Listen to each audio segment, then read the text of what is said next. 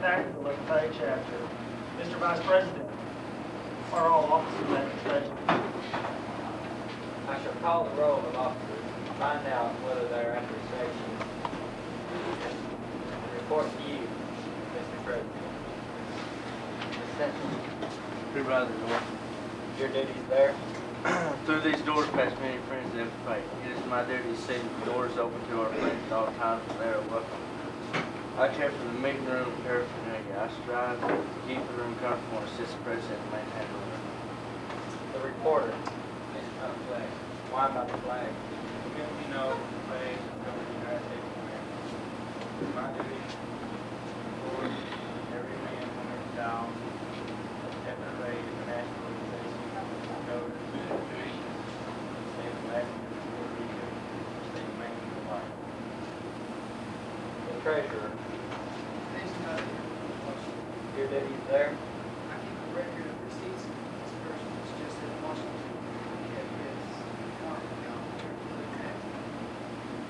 I encourage thrift members to try to build our financial standards for savings and investments. George Washington was better able to serve this country because he was financial. The secretary. Your duties there. I keep an accurate record of all the correspondence with other secretaries who have informed The advisor. Everybody out. Why by the owl? The owl is a time-honored emblem of knowledge and wisdom. Being older than the rest of you, I'm asked to advise you from time to time, excuse me, as the need arises. I hope that my advice will always be based on true knowledge and ripened with wisdom. Mr. Vice President, why do you keep a plow at your station? The plow is a symbol of labor and tillage of the soil. Without labor, neither knowledge nor wisdom can accomplish much. My duties require me to assist at all times in directing the work of our organization. I preside over meetings in the absence of our president, who places to meet the rising sun. Why is the President so stationed? The rising sun is a token of a new era in agriculture. We follow the leadership of our president, which shall be led out of the darkness of selfishness into the glorious sunlight of brotherhood and cooperation. Mr. President, all officers are at the station. Thank you, Mr. Vice President. Secretary, call the roll of members.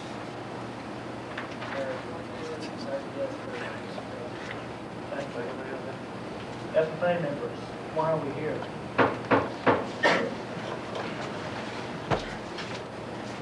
Brotherhood on our agricultural opportunities and responsibilities and develop those qualities of leadership which an FFA member should possess.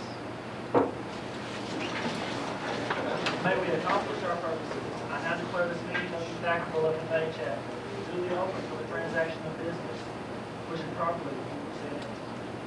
I will now turn this chair over to Mr. Martin Ray. He will talk about the program.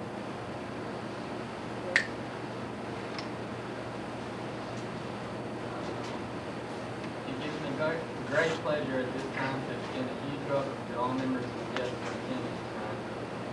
Throughout the year, our chapter as a whole is very busy. We have attended livestock shows, contests, and leadership conferences, as well as state and national conventions. We have also conducted many chapter and community programs. At this banquet, we recognize the most outstanding members of our chapter in many specified areas. We hope you enjoy your meal tonight. We wish to express our thanks to the cooks for preparing the meal. It is a pleasure to have each one of you as parents of the church. At this time, we would like for you to relax and enjoy the remaining portion of our banquet. Thank you once again for your attendance. I would now like to turn the program over to B.J. Liddell, Chapter Sentinel, for the introduction of the guest.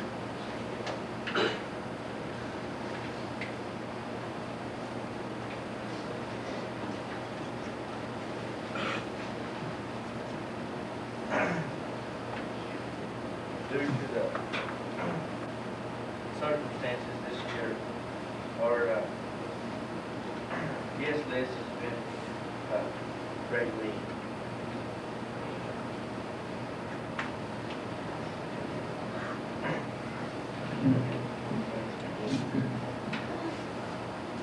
Due to the circumstances this year, our guest list has been greatly reduced. However,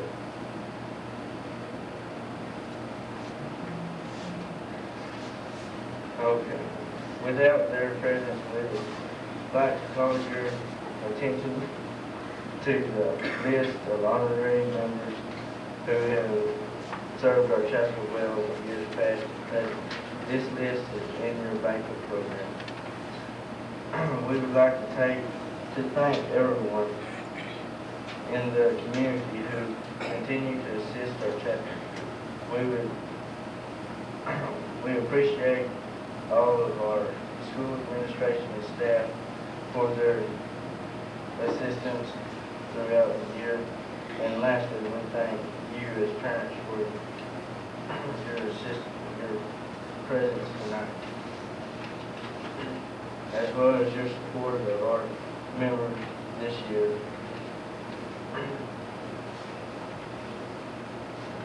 Our success each year depends on the backing of our parents as well as the entire community. At this time, I would like all members to please stand and introduce yourselves, your dates, and your parents. One at a time. I'm big that will help. I am Chuck Scott, and my parents' names are Mr. and Mrs. Bob and Charlie Scott. Really?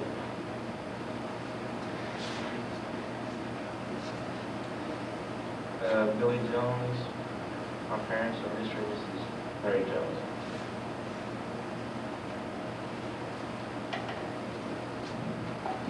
My name is Mark Gray, son of Mr. and Mrs. Ricky Rose.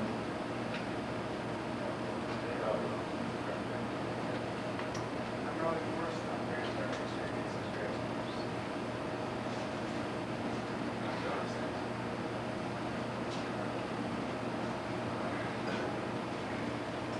I'm Jed Ray. My parents are Mr. and Mrs. Wayne Ray. I'm David. My name is Jack Ray. My parents are Mr. and Mrs. David. Russell Mercer Farm. My parents are Mr. and Mrs. David. My name is Guy Sampson. My parents are Mr. and Mrs. James. My name is Jason Bone. My parents are Mr. and Mrs. Stewart. David Boyd, Beacher. My name is Nathan. I'm Brian Drake. My parents are Mr. and Mrs. Phillips. I'm Tubman Hayden. My parents are Mr. and Mrs. Charles. I'm Cody McKay. Parents are Mr. and Mrs. Jim Case. I'm Tony Reed. My father is Anthony. I'm Ron Cheney. My parents are Mr. and Mrs. Keith Cheney. It's Noah. My parents are Mr. and Mrs.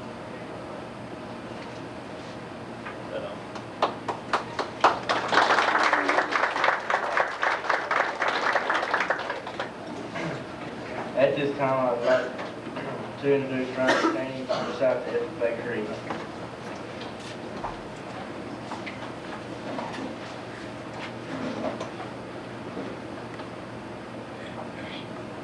I believe in the future of agriculture, with a faith for not of words but of deeds, achievements won by the present and past generations of agriculturalists, and the promise of better days through better ways, even as the better things we now enjoy have come to us through the struggles of former years. I believe that to live and work on a good farm or be engaged in other agricultural pursuits is pleasant as well as challenging, for I know the joys and discomforts of agricultural life and hold an inborn fondness for those associations which, even in the hours of discouragement, I cannot deny.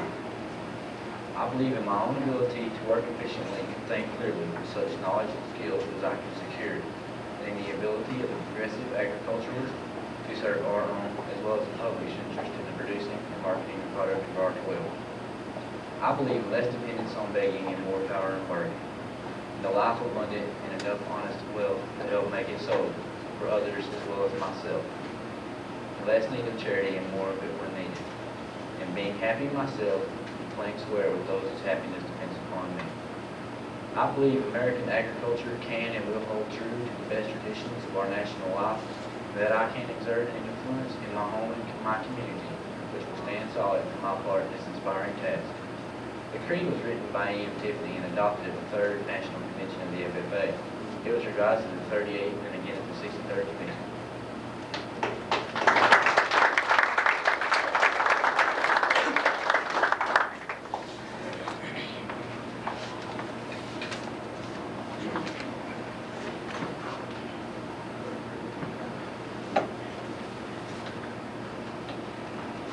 The film I'm about to introduce to you is the story of Jerry Litton, a young politician from rural Missouri who met with an untimely death in 1976.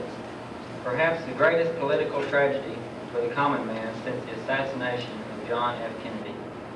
Many feel Jerry Litton was destined to be President of the United States. We, as fellow FFA members and as rural working people, can only imagine what impact Jerry Litton's leadership could have had on our country. He was a champion of the common man. He was a champion of agriculture and the working man. As students in agricultural education, we learn more about and develop a greater appreciation for our most basic industry. We learn how our only truly renewable resources drives our economy and produces jobs, both directly and indirectly. We acquire knowledge concerning the importance of all our natural resources and the fact that it is in everyone's best interest to care for our soil, water, and air. We must all continually seek out the Jerry Littons to represent us through our political system. We must ensure the survival of rural America and a wholesome way of life. As many major cities continue to slide into social and economic ruins, many people begin to realize bigger is not better. History tells us the great Roman Empire fell because of greed, corruption, and a degeneration of human values. Our country heads in the same direction.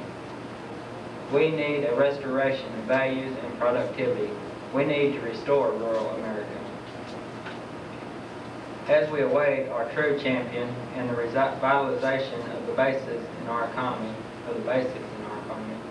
we should seek out the Jerry Littons to represent us fairly, compassionately, honestly, and in the best interest of we the people. We should all remain confident that agriculture will regain its rightful place in our disoriented society. We should continue to believe in the future of agriculture, because even in our high-tech society, the simple fact remains, people must eat.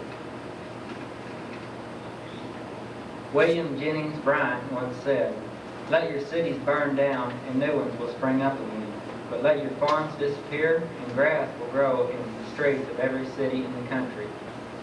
At this time, I will ask that you give your undivided attention to the movie, The Jerry Litton Story.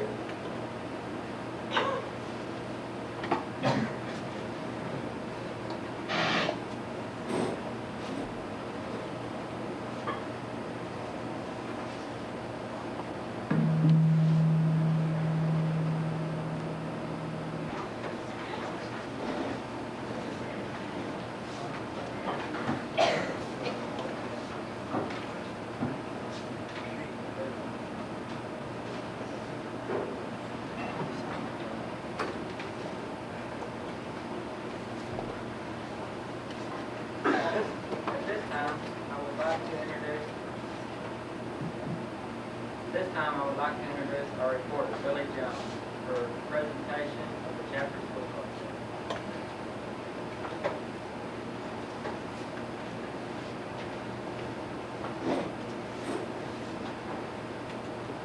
It's my pleasure at this time to recognize this year's chapter sweetheart. First time in the history of the FFA chapter, as many of you know, established in 1953. Our FFA sweetheart is selected by our membership instead of winning the title for the majority of the competition. This year's sweetheart is also an FFA member and has been involved in several chapter undertakings, serving as chairman of our chapter and serving program. We would like to present this trophy to Marcy Wallsburg as a member serving the chapter of President Chuck FFA.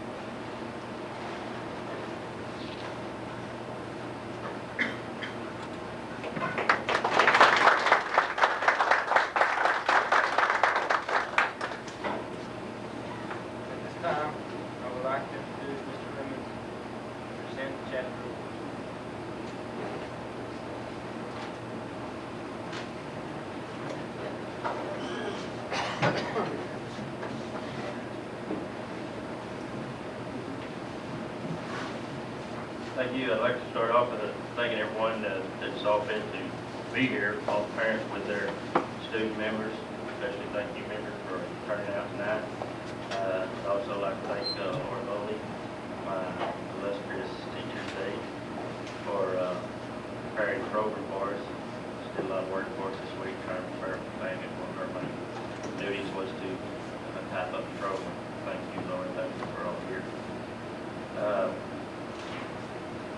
But the first thing I'd like to do is draw attention to our green hands for the year. We've asked those all to come to the front. I believe we've accommodated here. Green hands that have met the qualifications are Ryan Cheney, Metzadel Ryder, Casey Cook, Chuck Cage, Cody Cage, Robbie Morris, Tony Reed, Brandon Rosen, Chris Russell, Cameron Sell, Chris Thomas, Jim Wilson, and Dustin Spradlin. This group is lined up. They'll receive their pens from Chuck and Brian at this time. I'll ask you to remain here for just a moment.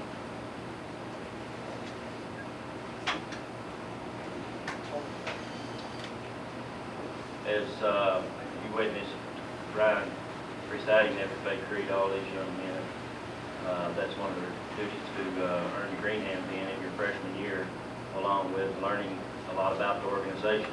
It's like any other thing, it's hard to work in an organization or be dedicated to it unless you learn the history of it. And they've learned and recited the Creed along with worked diligently to learn the history and compete in the quiz contest earlier in the year also. From this group, as you know, the top freshman student each year is selected, and this is along the lines of scholarship and leadership, and also their SAE program. Pretty hard decision in this class, a real good, deep class of freshmen. I've been real enthusiastic all year. We actually have total star green hands this year. Not to take away from the award, but to try to be fair. Both these boys had different programs, but real strong points. They were diverse in their programs, and also one had strong points where the other might have been a little weak, and it was just, I think, a real difficult call. We're awarding both of those and hopefully encourage them, as well as the rest of the members, to pursue higher awards in the chapter. Coach Star Green Hands are Ryan Cheney and Tony Reed.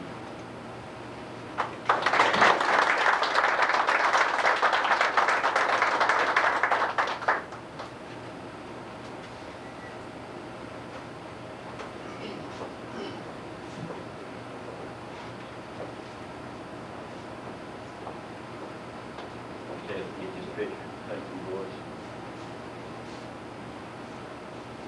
The chapter farmers, which is sophomores that are eligible for their second degree of membership in the FFA, are Jason Bone, Brian Gray, Mark Gray, Billy Jones, Ted Cooper Front, Russell Kretschmar, Chad Raines, Ryan Renfro, Guy Sampson, John Sampson, Rick Wilson, Horton Keatron.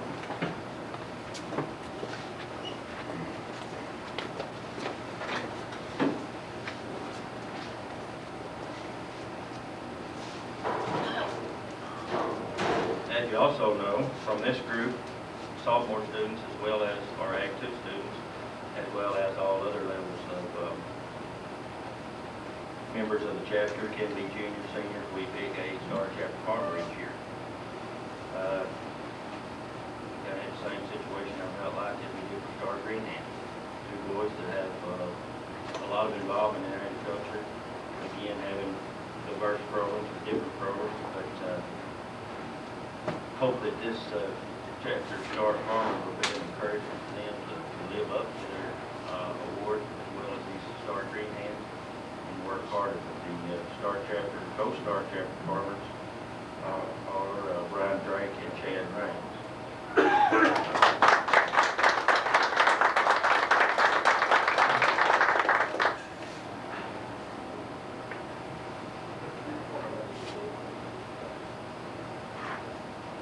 As we get the bids passed out and award the stars, I'd also like to mention this time, and I'll bring this up a little later, but Chuck has earned the state FFA degree, which as the green hand degree is a chapter partner degree and the state degree. It's the highest degree that can be earned in FFA within your state. He was awarded that last week at the state FFA convention. 3% of our membership each year earns that, only 3%. That's the top 3% in the state.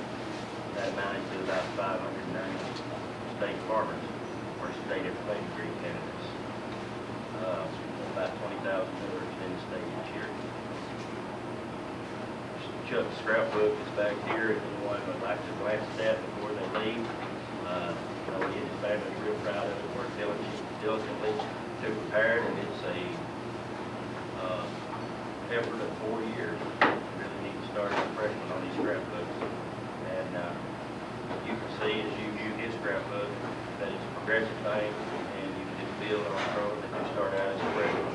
It's a real keepsake and an honor to, not everybody can win a state FFA degree. Now we move into proficiency awards. This is 29 areas that FFA members do work in. This is national awards, state awards, and all the way down to the chapter level. Major companies throughout the United States sponsor each one of these categories. That means that these students have worked in this area and became perhaps proficient many times.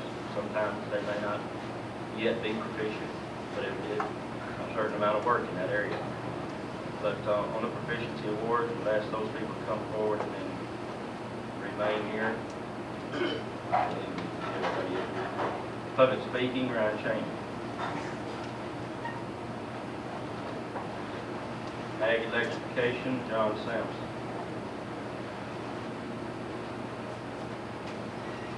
Ag mechanics, B.J. Liddell.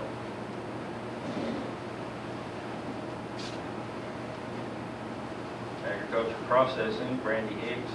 I believe Brandy Hicks is 90 years working at that particular job. Agriculture sales and service, Garvin Kirk. Garvin is not here. Beef production, Chad Raines.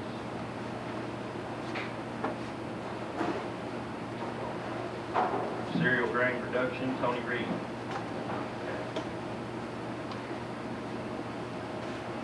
In dairy, B.J. Liddell.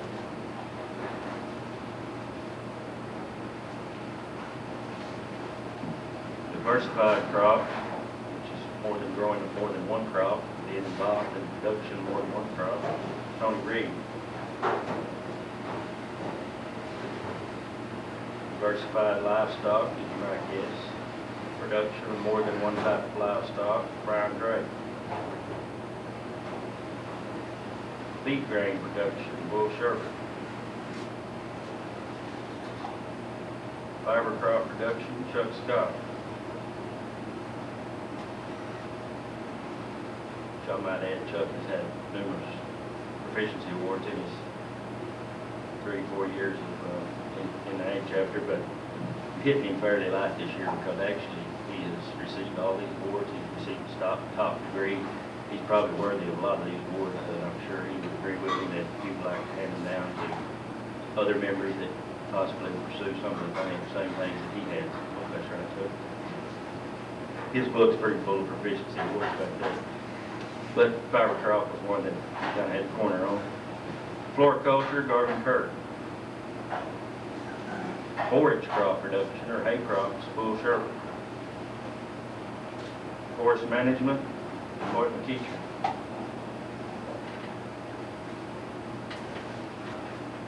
Fruit and vegetable production, fruit and or vegetable production, Chuck McKay.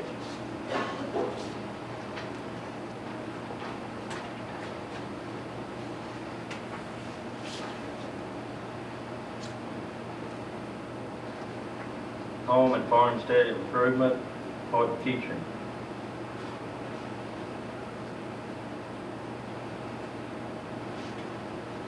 Can't have that anymore.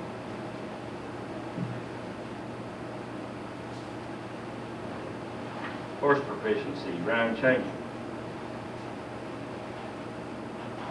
Nursery operations, John Sampson.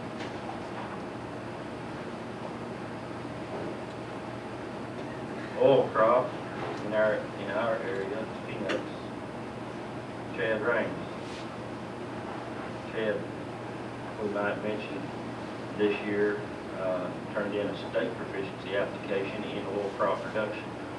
He is pursuing that and probably will continue to pursue the state award in the future. Outdoor recreation, Guy Sampson. Placement in agriculture production, Jason Bone. Poultry production, Chuck McCage.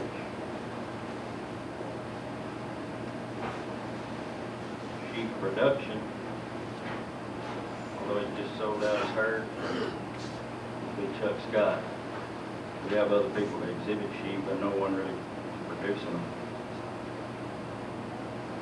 He's had a good year with sheep, good program, was able to sell those out, prepared to go to college. Soil and water management, Tony Reed.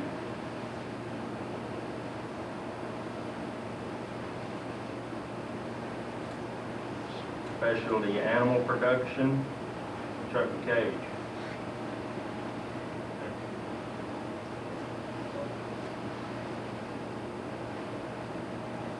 Specialty crop production, Tony Reed. Swine production, Brian Drake.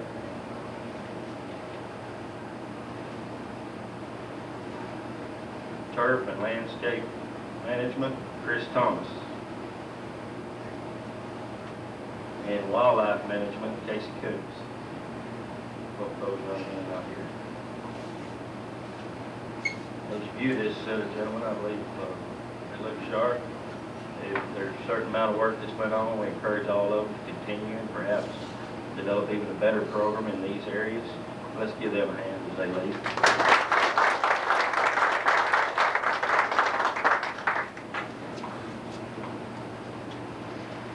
Okay, some specialty awards we'd like to move on to. In our fundraising this year, top sausage salesman for the second year in a row. We have a plaque for him that we've been holding all year. He's already received a pair of boots. He did receive those last year also from the company. And this guy Sampson was our top sausage salesman.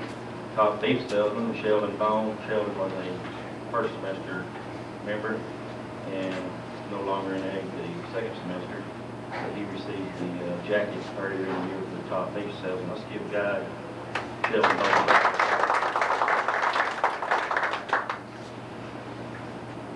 Along with more fundraising, our Farm and Ranch Act Olympics this summer. Champion team consists of Jason Bone, Russell Kretschmar, Robbie Morris, Chuck McCage, and the coaches were Joe Young and Shorty McCage. And all you boys, along with Shorty, take the bow and stand if you would. Those were the champion team during the summer. The reserve champion team, and both these plaques are hanging in the Ag Building. We hope to add to that each year. And kind of go down in history as we're the winners in the Farm and Ranch and Olympics each year. The reserve champion team was Darren Spradley, Will Sherbert, and Tim Scott, and that was coached by Darrell Kane and Anthony Reed. And only Anthony's here.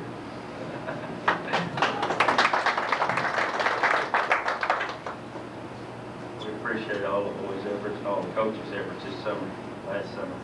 The Creek contest. Cody McCage and Ryan Cheney represented us at the PI district contest. Both of them made the finals and went into the finals, placing fourth and fifth. Most likely they made them sixth.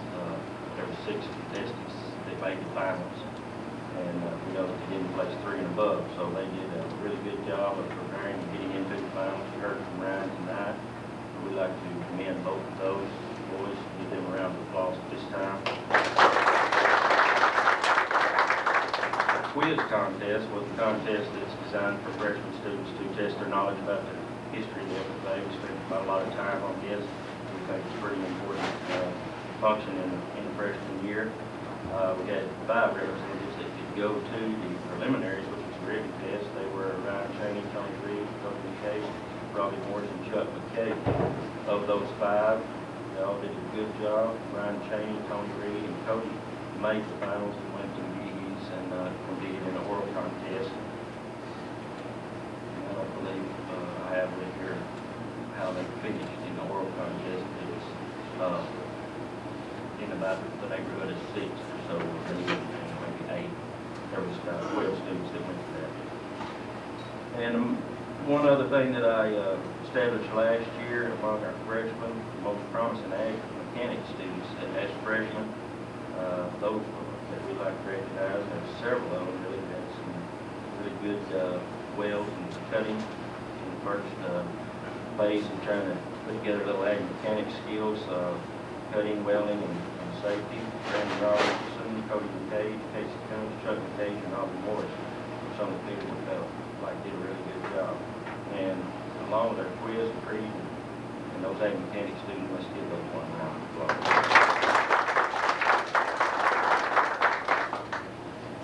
Next one that's, as I always say, is pretty dear to my heart. I established it several years ago, trying to reward students that really was always there for you when you needed them throughout the year. They just tackle about anything that needed to be done.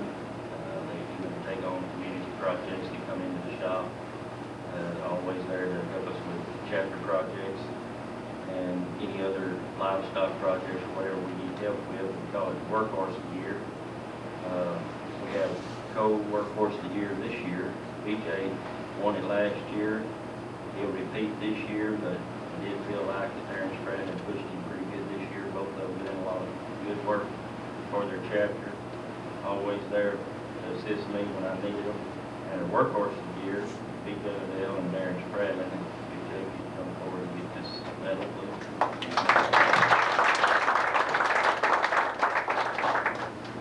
Some of our community service functions that we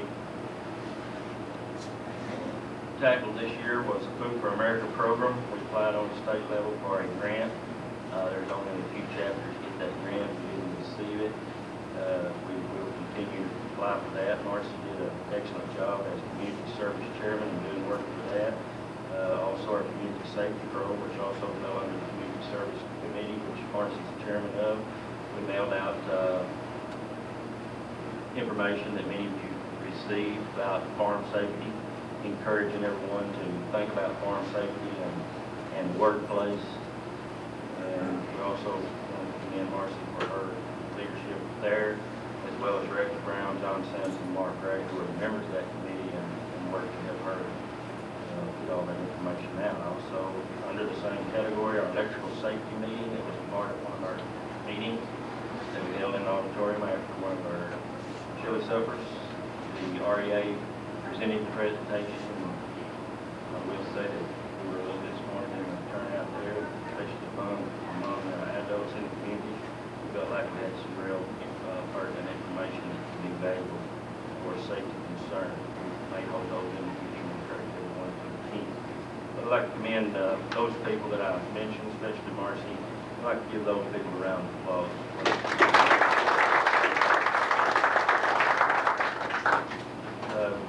Participated in the judging contest. Everybody got involved in the pasture and range judging. We also had a spin off of that, saw some information about rangelands and so on, and their natural resources and conservation.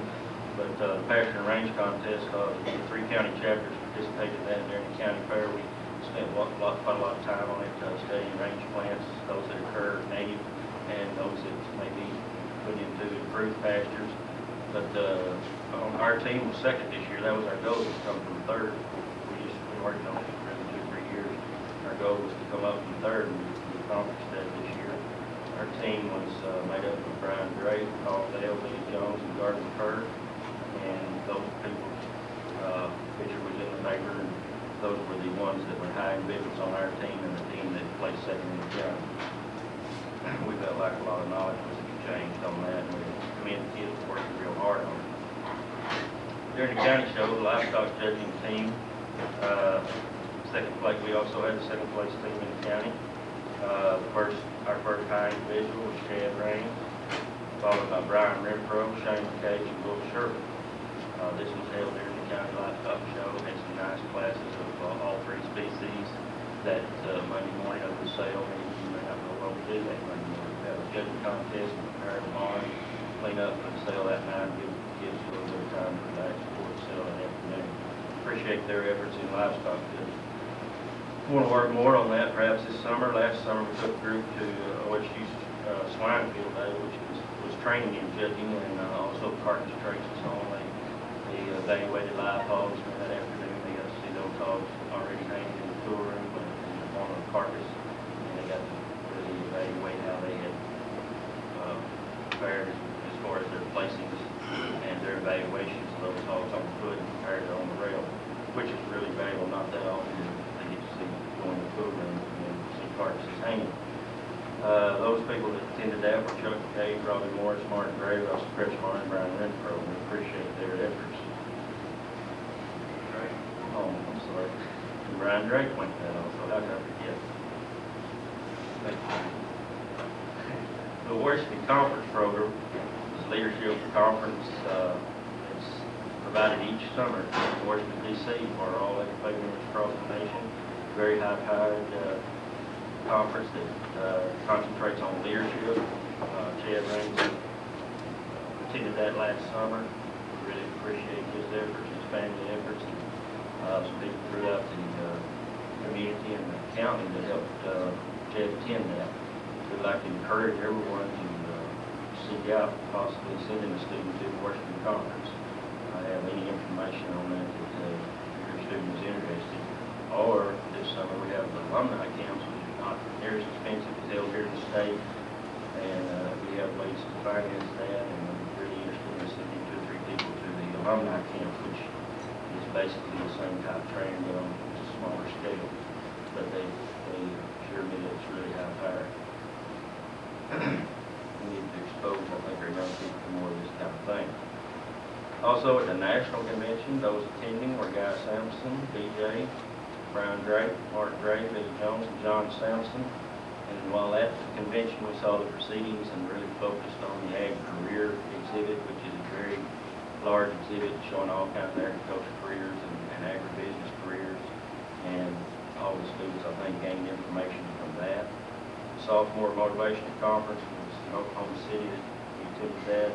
Those attending were Chad Raines, Brian Drake, Brian Renfro, Mark Gray, Billy Jones, and Russell Kretschmar.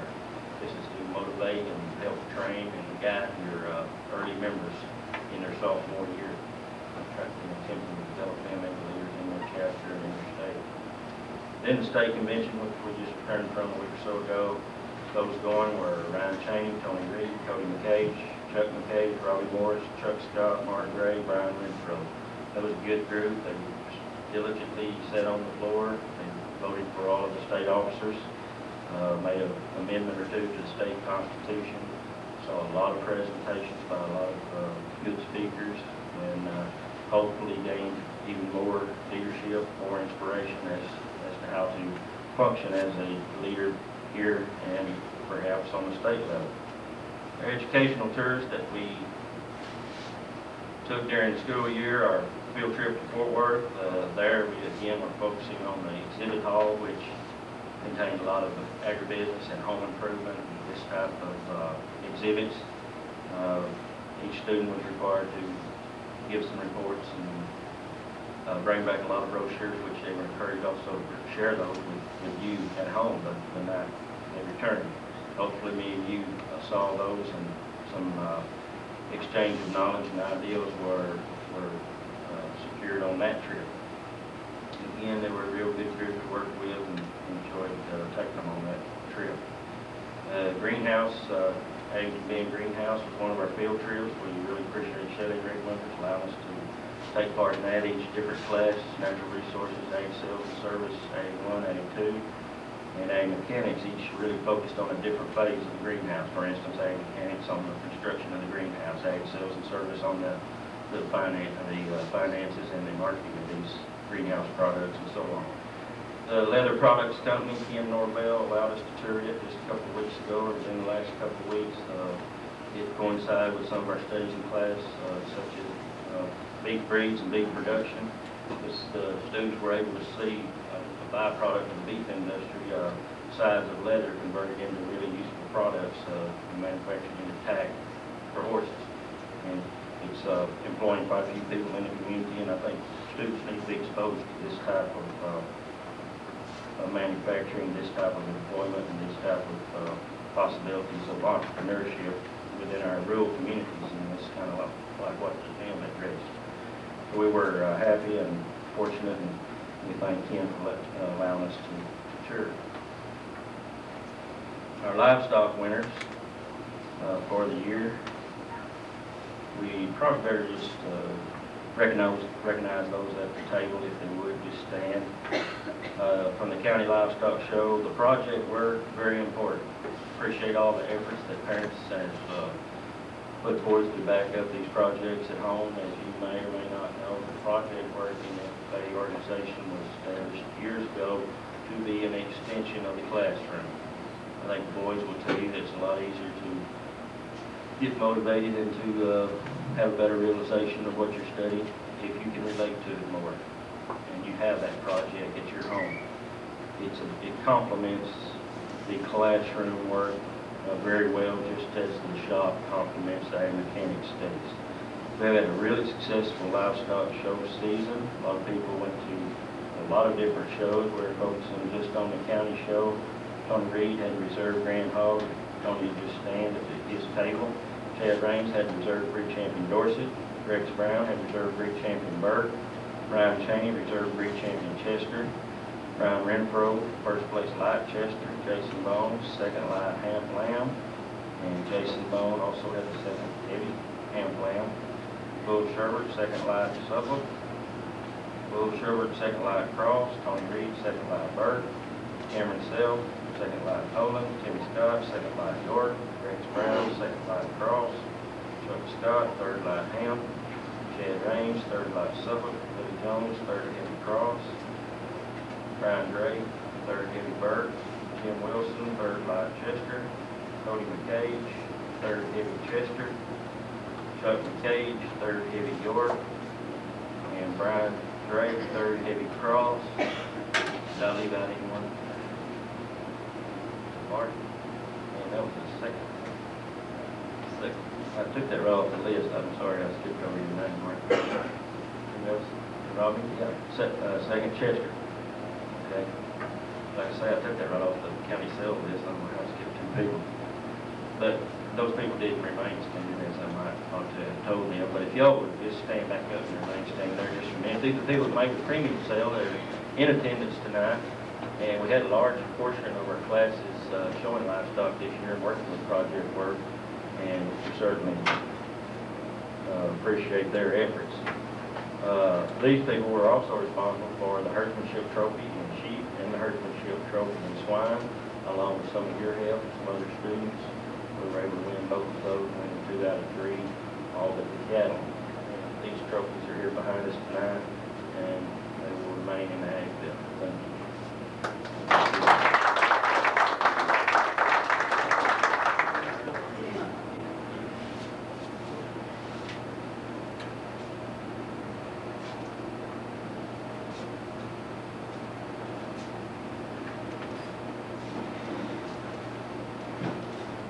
Sheep showmanship each year. We present the Bobby Dean Perriman Memorial Sheep Showmanship Trophy. This was established years ago. It has every winner every year. It's what's called a traveling trophy. The names are engraved here. It's been in possession of Bull Sherbert last year, and Bull's not here to present it to a new winner this year, but Chad Raines will be the holder of the Memorial Trophy for 1 year.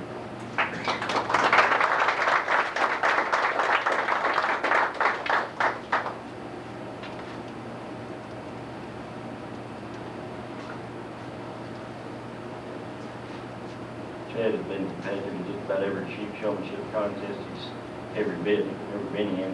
Wherever he goes, he's generally gets selected as a competitor, and many times and has won several showmanship contests. I did have a few little remarks about memorable events and prophecies and so on, but 1 or 2 of my officers felt like I shouldn't get into that. I don't know if they have something to hide or what, and I'm not going to name his name.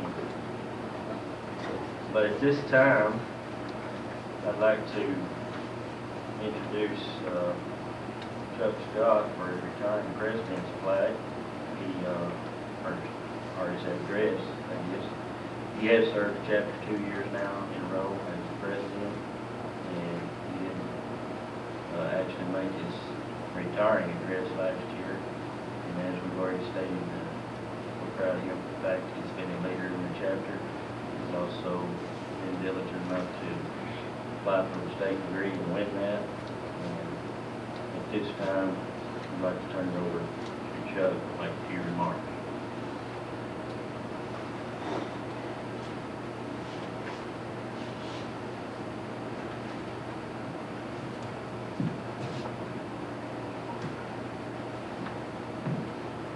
It's truly an honor to have the opportunity to speak to you this evening.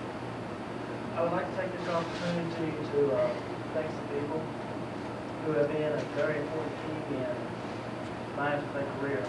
First, the two people who have been behind me since day one, always giving me that helping hand, that extra little push that I've always needed. Mom, Dad, thanks for the countless hours that you've given me in hope of helping me be a success in FFA, also in life and everything I do. Thank you. Also, special person, a friend, also my advisor, Mr. Williams. I want to thank you for all those late nights out shooting sheep before the snow, or all the other hours you've given me trying to make me a better citizen and all that. And I'm still so thank you. Finally, I would like to thank, or say thanks to not a person, but rather an organization. An organization that I entered 4 years ago as a freshman in high school. An organization that I entered because that was the thing to do.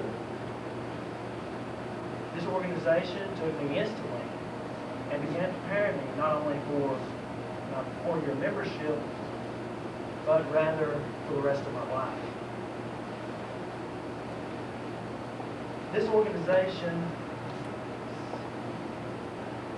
is simply traveling throughout Oklahoma, Texas, even Kansas at times, all in the hope of teaching me necessary skills, leadership, citizenship, and scholarship, to name a few, so that when I get out of high school, I have the opportunity and have the wisdom or have the training, needed to accept and meet the challenges of everyday life. It also gave me an opportunity to meet and listen to numerous people who have inspired me to be all that I can be and nothing less of. I tell you all this not just to say what a wonderful organization this is. I tell you this instead to challenge you, freshmen, sophomores, and juniors in our group tonight, to get involved in this organization that you are already a part of. Yes, I am talking about the FFA, and I am asking that you will take advantage of the opportunity that's offered to you already. I am very thankful to my opportunity to be a member of the FFA and to serve it the past 2 years as chapter president. And now, on my farewell address to this organization, I want to close with one thought, one last challenge to the FFA members of tomorrow. A challenge that, if met, will be greatly rewarded. My challenge is simple and to the point. Aim high, be all you can be in the FFA.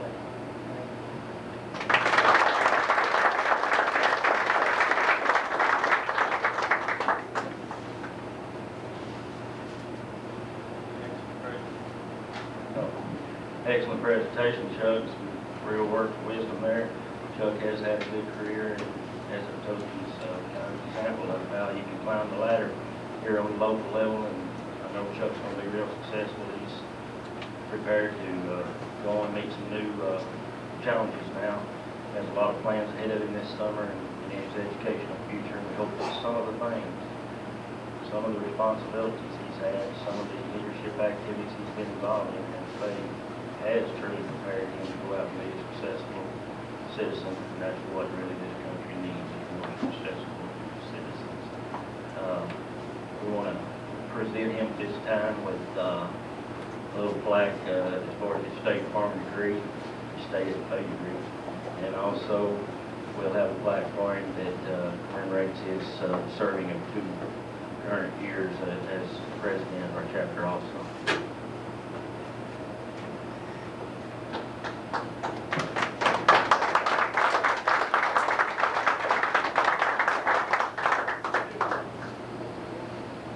We're about to get ready to close the ceremony and adjourn.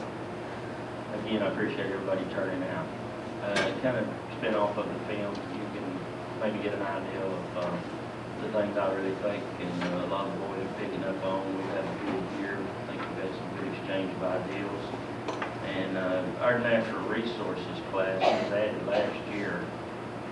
If you really stop and think about it, that's really all we have is our natural resources, and really all we have is our soil and our water and our air. As we stated in the introduction to the film, a high-tech society, but when you get right down to it, all of the fine things we enjoy, and a lot of them are really made possible by agriculture and by a cheap food. Even though many of you think it might be high, food is cheap in the United States. And it allows you and everyone else to enjoy the luxuries of life because you spend only a small amount of your income for food. But the natural resources classes enable us to communicate with the kids better and really show them how we need to care for our natural resources, and then all of our renewable resources in agriculture generate every spring in the form of new plant growth, new livestock being born, and that's our food source. And it's very important to our economy. It's very important. It's the only basic good in our GNP really that has kept us alive. It's the only thing we can export really anymore. We've given away just a lot of our industries already, but if you can play any part in revitalizing and reassuring people that agriculture is important, take every effort that you can and work with your student member to help them strive. There's a lot of careers in agriculture, and if you'll think about it, I'd say there may be more than you think. You're saying tonight your career depends on agriculture somewhere back down the line. It may not be directly, but indirectly. You may build tires, but they may go on many farm vehicles and so on. So we try to convey that to the kids too. Turn this back over to Chuck. You've been a nice audience tonight. Again, thank you for turning out. Chuck, if you close.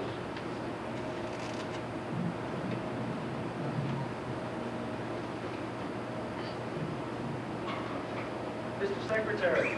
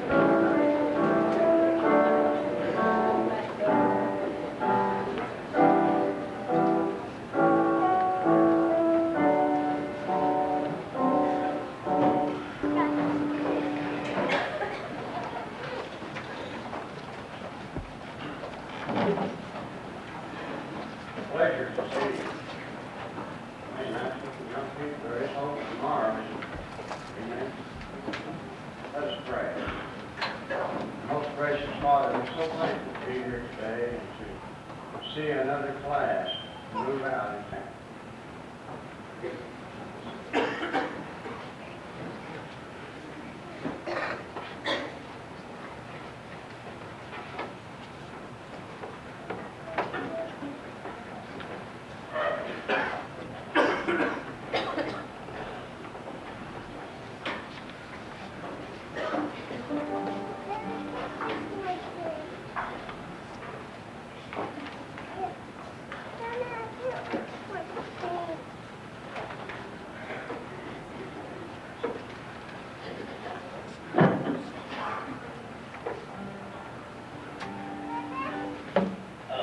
We'll clear the air real quick. A lot of people, they don't know whether to clap or not after a gospel or spiritual song. If you believe in the work of Jesus Christ, the work that He's done on the cross of Calvary, it's totally cool to clap. Here, 1, 2, 3.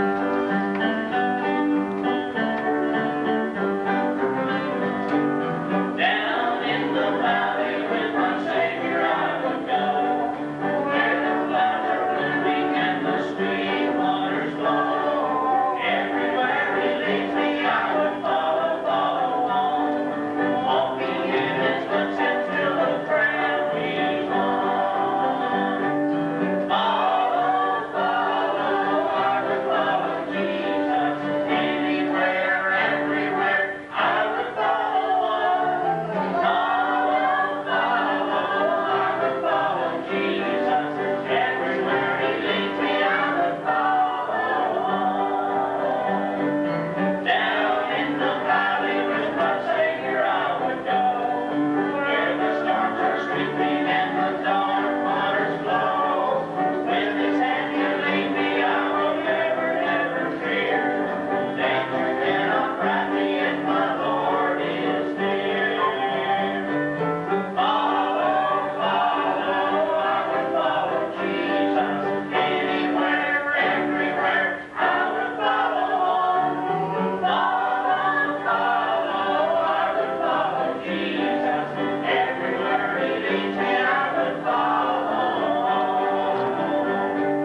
Down in the valley or upon the mountain seat, close beside my Savior will my soul ever keep.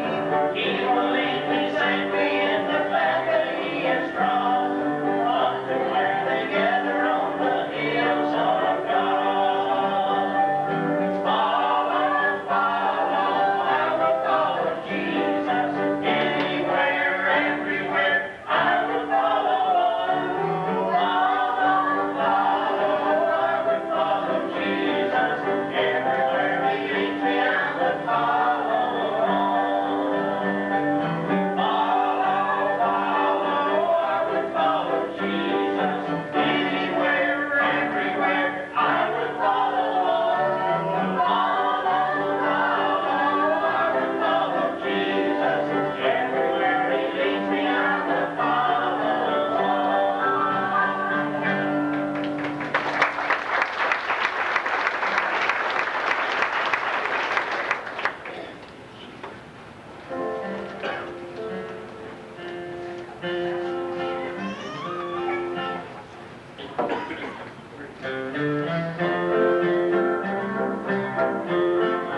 Through my disappointment, strife and discontentment, I cast my every care on the Lord.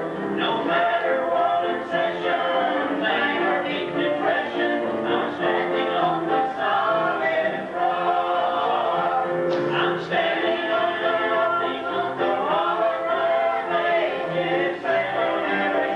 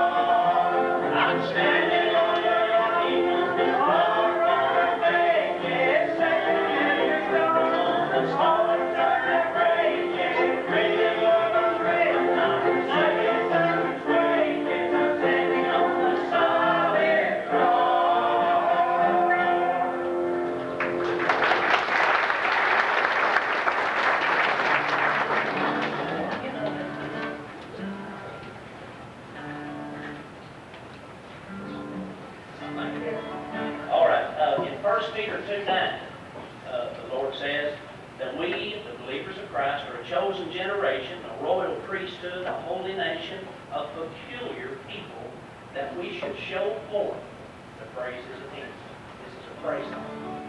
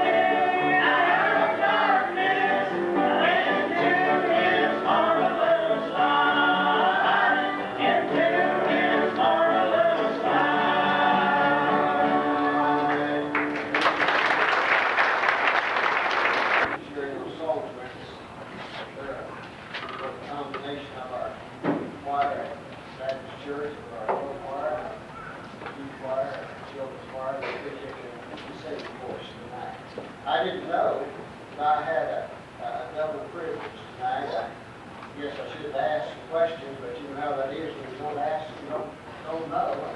I just didn't know that I was going to have the 8th grade graduates here as well as the senior graduates. And so that's good. I'm glad to be able to speak to you tonight. And I have really a very special message that I'd like to share with you. I was thinking as I was preparing this message about our seniors, but the 8th graders can use any of it, or just jump right in there and use some of it. If anybody else here tonight can find something that God would use to speak to their heart, or you just lights on the back and let God speak to your heart tonight. I want to talk about a subject tonight that I doubt has ever been covered in your 12 or 13 years of classroom teaching. I want to talk to you about a subject tonight that I doubt very seriously if you've heard anything about in any of the social circles that you've ever been in. In fact, I doubt that for most of you that it's ever been taught at home. But I would like to ask you a question tonight, and then I would like to proceed to just teach on that subject. Question: what are you going to do if you fail? You see, we've never been taught to fail. We've always been taught to exceed and to excel. We've always been taught to do our very best. But there isn't a person here in this auditorium tonight, in fact, there isn't really a person anywhere that is not exempt from failure. Now, I'm not talking about chronic failure. I'm not talking about failing at everything we do and always being a failure in life. But there is not a person here that is exempt from an occasional failure. The story is told by a crusty old bank president that is about to retire. The board of directors passed by several older men to find a fast rising young executive as his replacement. Well, one morning, this new young bank president appointee made an appointment with his predecessor, and he went into him and said, Mr. Adams, I've come to seek some advice. He said, I know I lack a great deal of qualifications that you already have for this job, and you've been very successful as president of this bank. And I just wondered if you would share with me some of the insights that you've gained and the things that you believe have been the key to your success. Well, the trustee would like the president to look at him, sort of a big stare, and bushy eyebrows rolled up a little bit, and then he just simply replied with 2 words. He said, young man, good decisions. Well, he said, well, thank you very much. But how does one make good decisions? Well, again, Mr. Adams' eyebrows roll up. He looks at him through those bushy eyebrows, and he said, experience. And he thinks about it again for a moment, and he said, well, how does one get experience? Eyebrows roll up again. Another 2-word answer. Bad decisions. You know, there's much about your future that I don't know. There's much about your future that perhaps you're not even sure of this time. I don't know which college or university you're going to attend, or even if you will attend.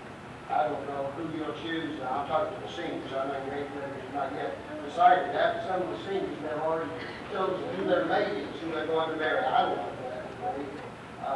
know that. And I don't even know whether you've chosen to be a butcher or a baker or a candlestick maker. I don't know what occupation you've chosen in life, but I do know one thing about everyone that's present in this auditorium this evening, especially all of our seniors, that I want to just remind you of, and that is somewhere along the line in your life, just try as hard as you may, and just work at it as hard as you're going to, and trying to avoid it as much as you can. Somewhere along in life, you're going to fail. And I want you to remember this, that occasional failure is a part of everyone's life. Have you ever noticed when you read about great achievements, especially successful men or women in sports or business, that you seldom ever hear about their failures? We hear about Babe Ruth, the immortal of baseball, who became the home run king, so to speak. 850 home runs, 851 home runs. But did you know that buried back down in the record books is the fact that he has a strikeout record? He has struck out more than any other time in baseball history. He failed to connect with the ball 1,330 times. Not many people live there, see, but we need to remember that he had his talent in every step of the play that he failed. It's said that Thomas Edison had 10,000 failures before he invented the light bulb. And yet tonight, has the light bulb, the lights on this auditorium, being able to see more clearly. Then there's the story of a young man from Illinois who ran for legislature. And boy, at that time that he ran, he just ran the swamp, just almost no votes, it seemed like that full year.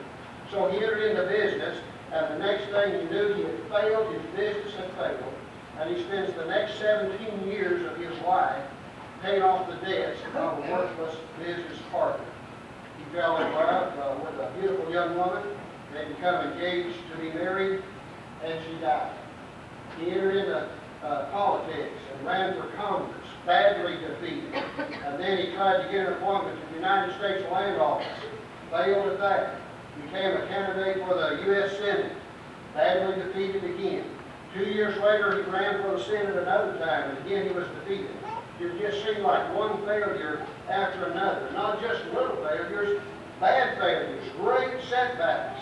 But in the face of all of this, Abraham Lincoln kept trying and became one of the greatest men and one of the greatest presidents in the history of our country. I'm convinced that there are at least 2 things, maybe more, but at least these 2 things that will be behind every great man or woman as they step out into the world. One, there has to be the strength of a great and gracious God. And number 2, there has to be the strength that comes from disappointing personal failure.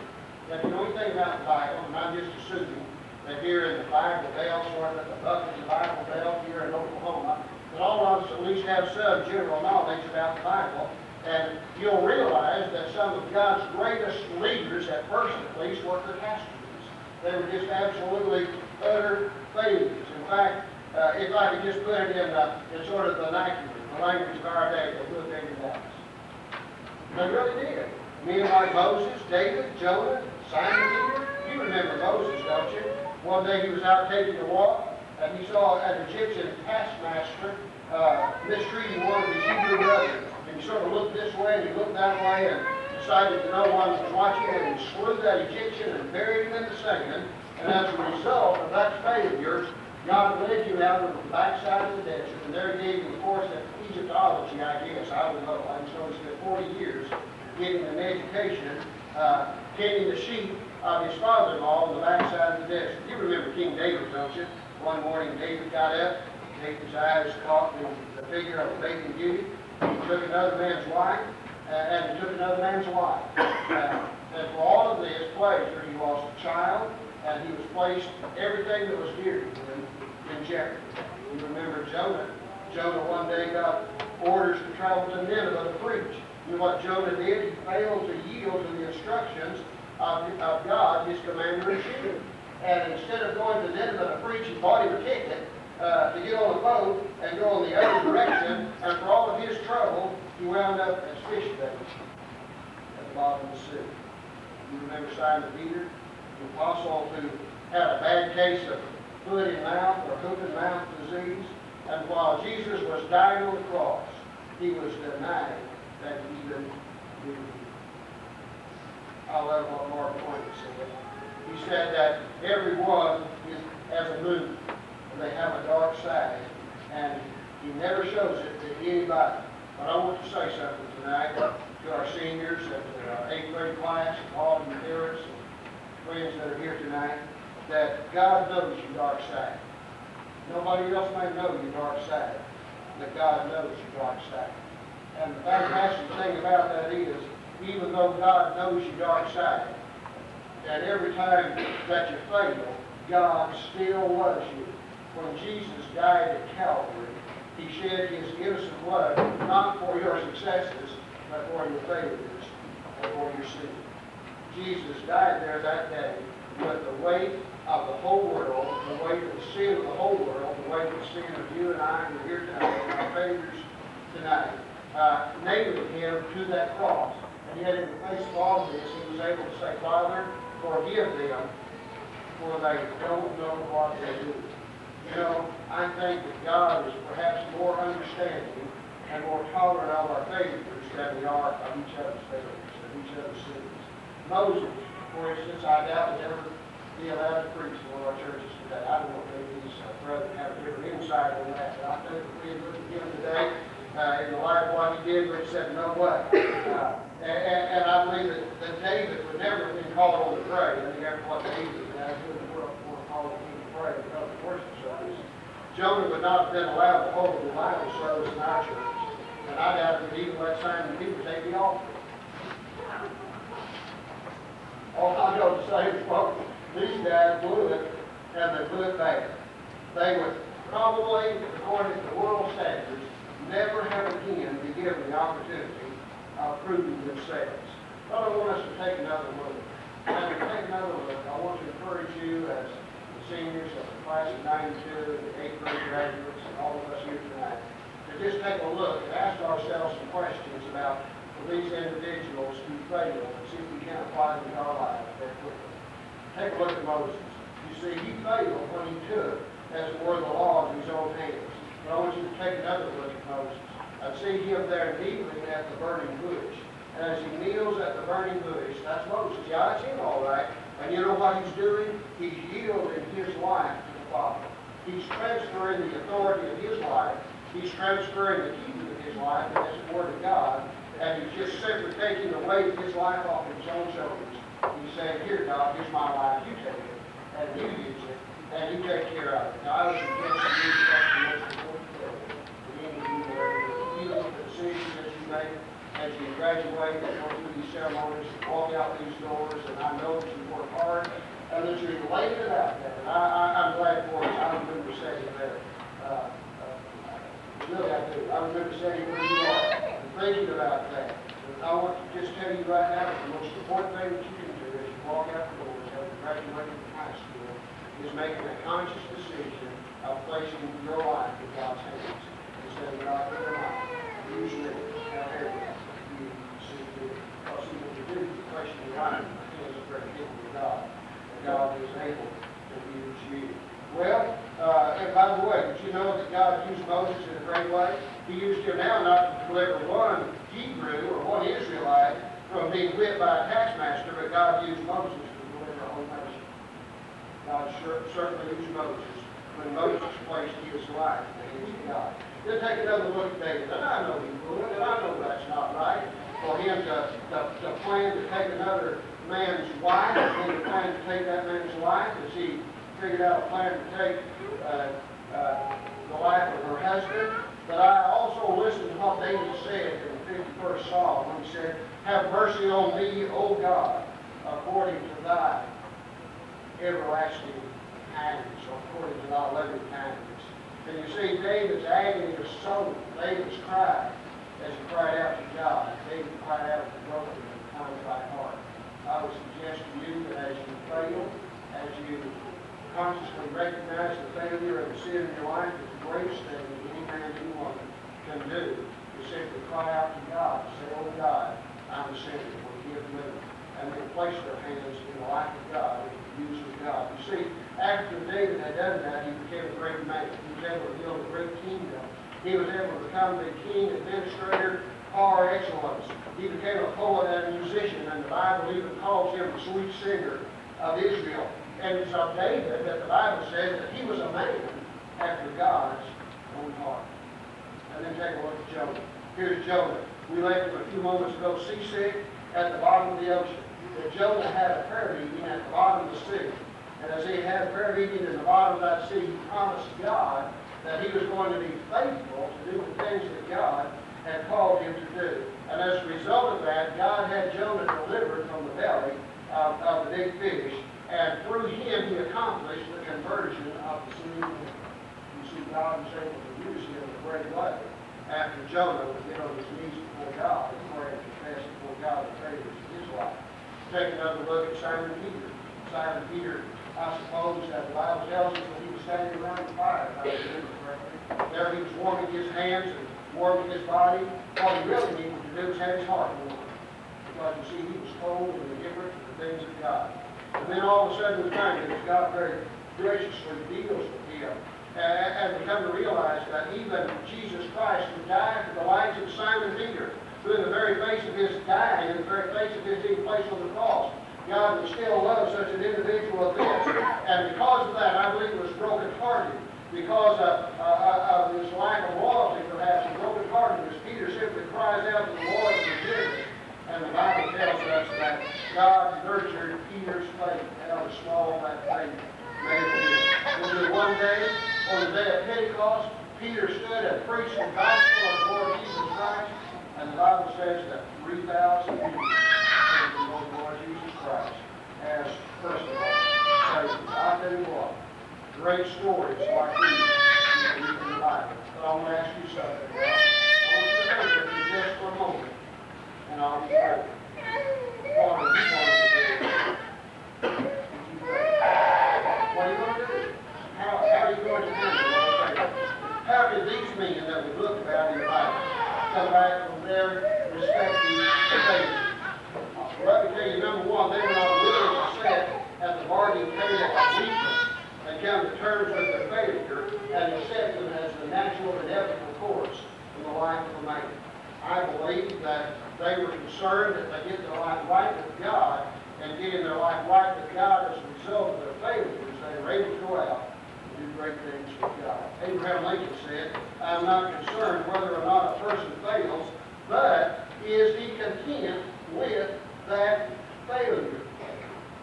Now, the Hebrew writer says this: "See to it that no one misses the grace of God, and that no bitter root grows up to cause trouble and defile."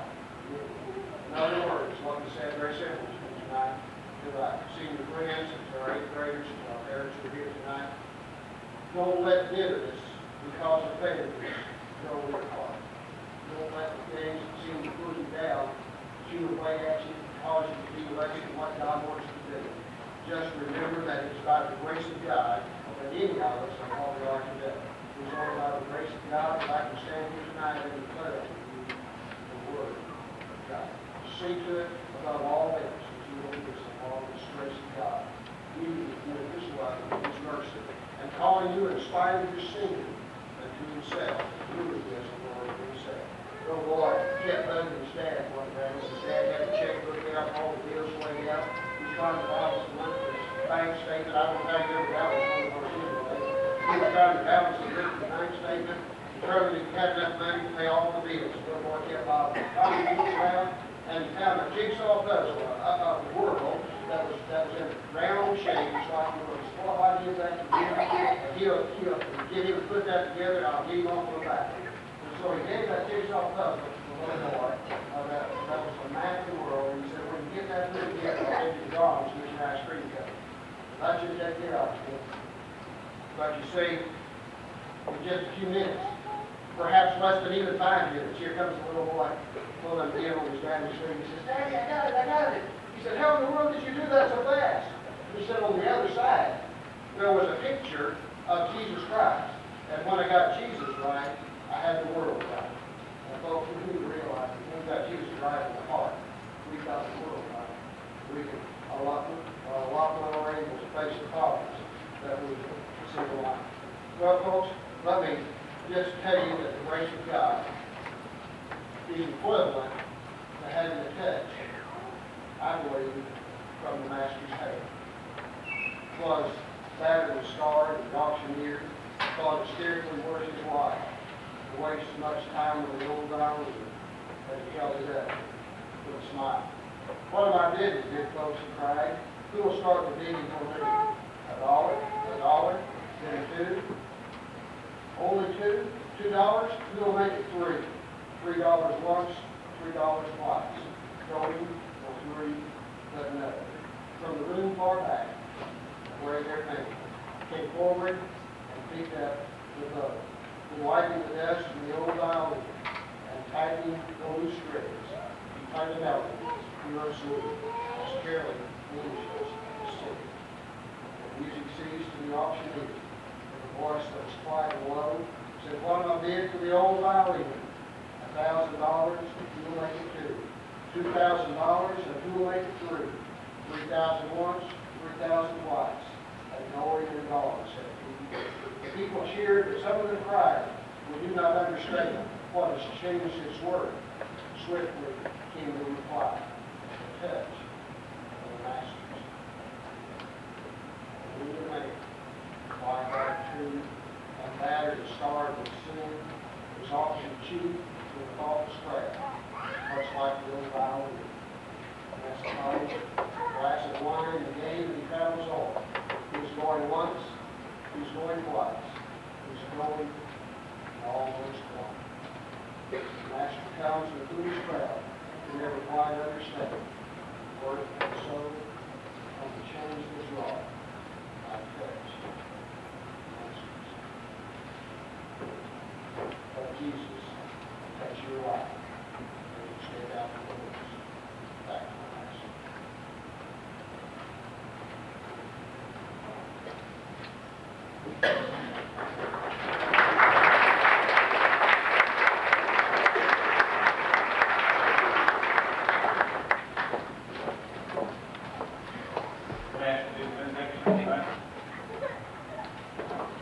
Before I do, I have a word to say to you eighth graders and you seniors. To you eighth graders, your journey is just beginning.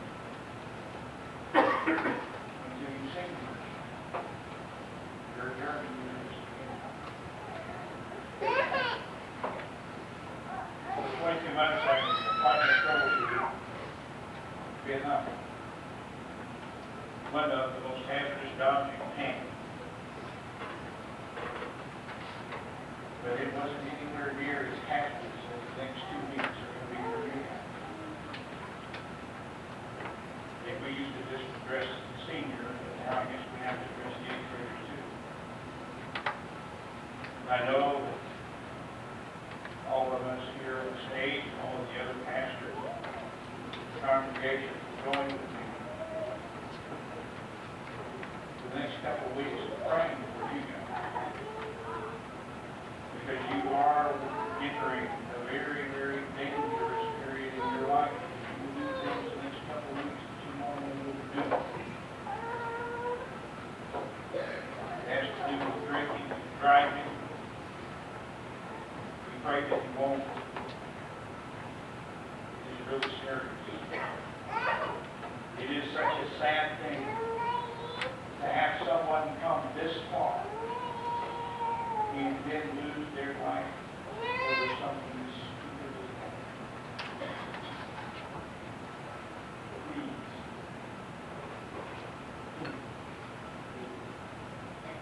Think, graders. Think, seniors. You've got way too much invested now to do something like that.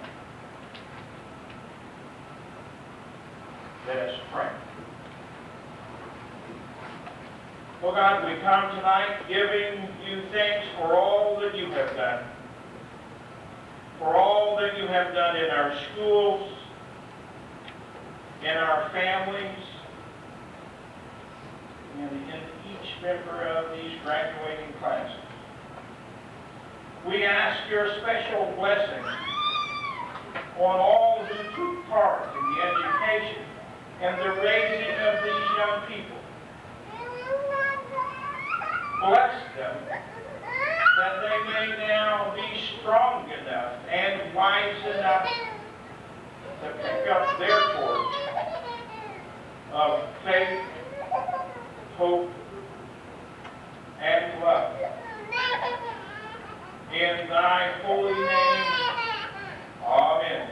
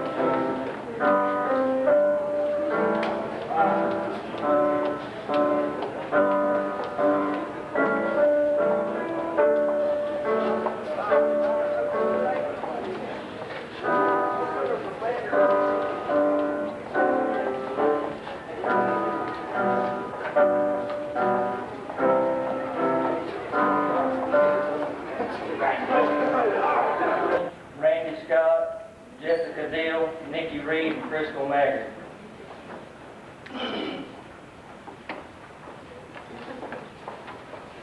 And the math awards in the first grade go to Chase McCage, Colt Cheney, Randy Scott, and David Maynard.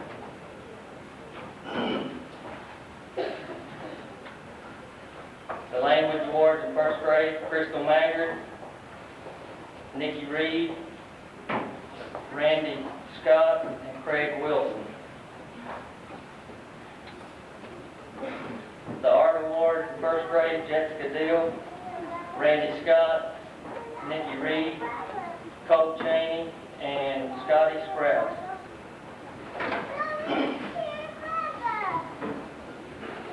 Spelling award, Colt Cheney, Chase McCage, Brandon Sampson, Randy Scott, and Dustin Scott. Science award, Jessica Deal, Nikki Reed, and Colt Cheney.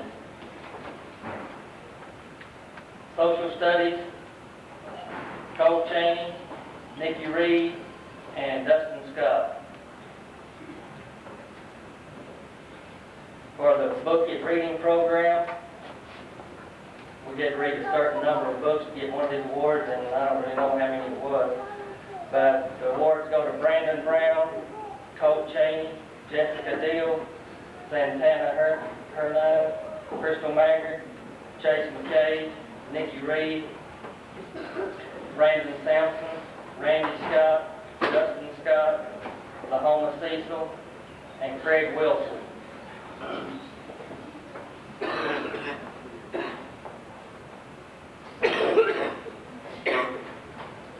And the 600-minute Reading Club Awards go to David Maynard, Crystal Maggard, Randy Scott, Craig Wilson, Colt Cheney, Chase McCage, Dustin Scott, Santana Hernandez, and Jessica Deal.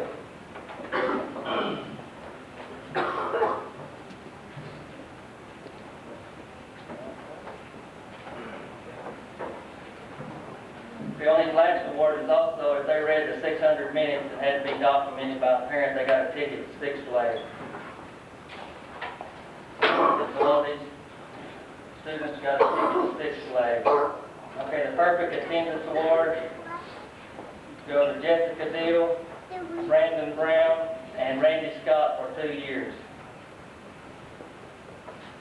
And that concludes all the first grade, and if you would give them a nice round.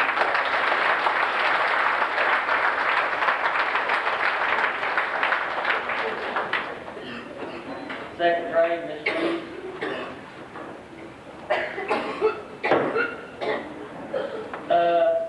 First awards in reading, Becky McMurray, Chris Strand, and Shelby Harris.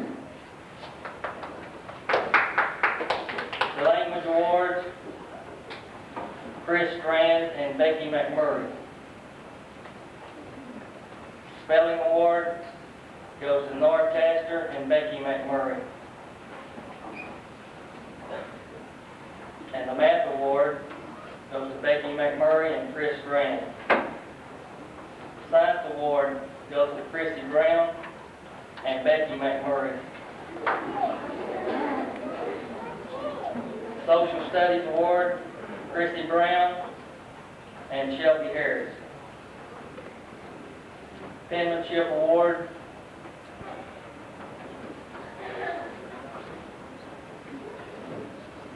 the language, straight A's, Amanda Munkers, Willie Morris, and J.C. Young.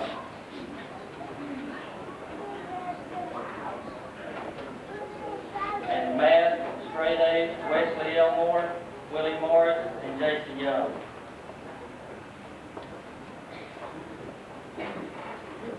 And reading, straight A's, is Randy Drake, Mandy Hinton, Dustin Crutchmeyer, Amanda Munkers, Willie Morris, and J.C. Young.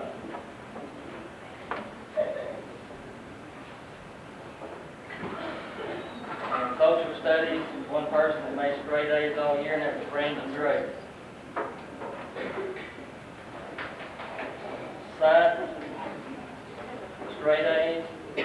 Drake, Wesley Elmore, Amanda Munkers, and Michael Scott. And in third grade, there were 2 people that had perfect attendance all year. Wes Munkers and Sarah Solers.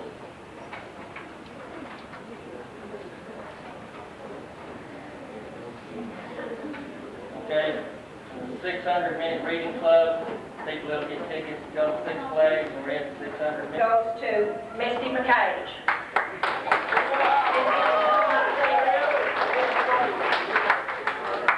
French 2 award goes to Jana Garrett. Come on, please.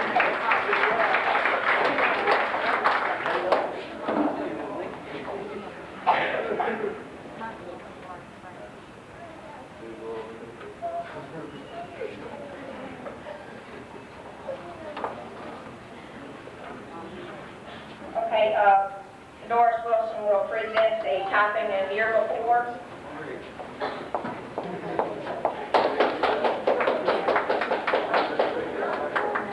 We just heard clap the loudest for the ones that needed my class the most to graduate. English 1 award for 9th grade goes to Ryan Cheney.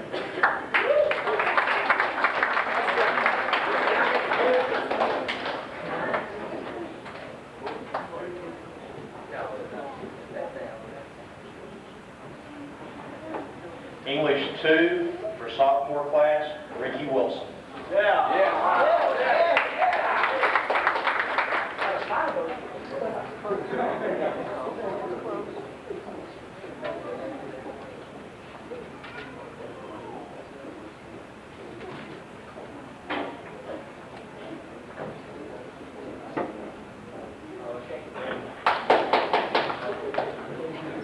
We have a unique situation in that I have 2 English 3 classes, junior English, and I chose to give awards in both of them. And we had 2 young ladies, I do not believe one of them here, but they had the exact same average in English when I figured them up. Laura Bowley and Kim Lyons come forward.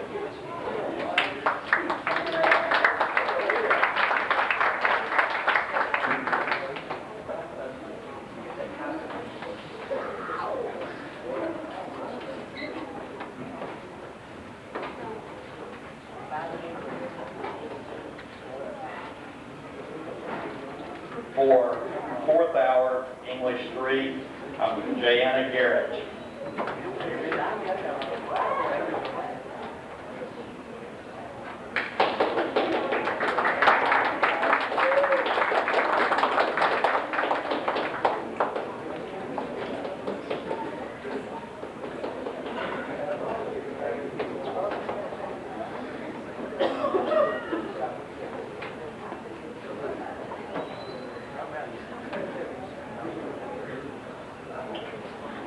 English 4 for senior English, LaDonna Boyles.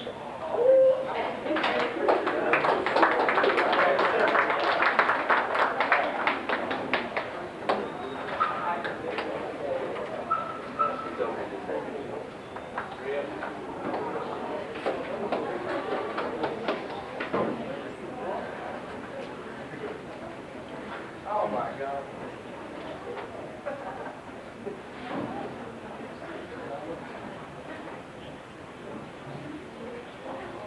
The last set of awards are for speech and drama. We had 2 young ladies that distinguished themselves on the competitive end of speech and drama. We look forward to passing from regionals next year on to state in competition. I would like Jayana Garrett and Letitia Vaughn to come forward, please. This young woman progressed further than my wildest expectations of her. I know the first time she gave a speech in class was bad enough, but the night when she had to give it in front of a large crowd, that was even harder, but she did it. The most improved speech drama student this year is Lisa Raines.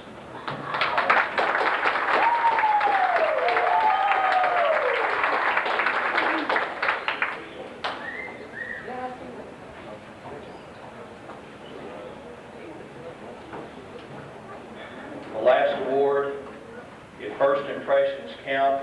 Neither one of us thought either one would do very well this year. But he did take the highest GPA in speech and drama with a senior, Brian Wilson. Please come forward.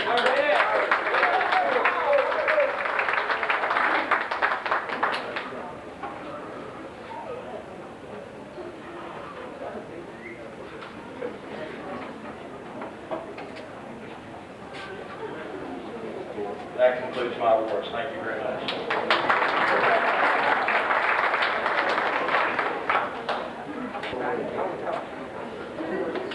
Okay, these awards are based on their average for the year. The math award for 7th grade goes to Cindy Pearson.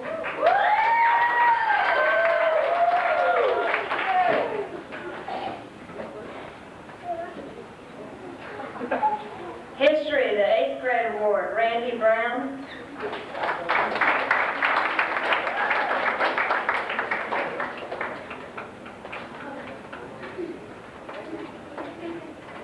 Literature for 8th grade also goes to Randy Brown.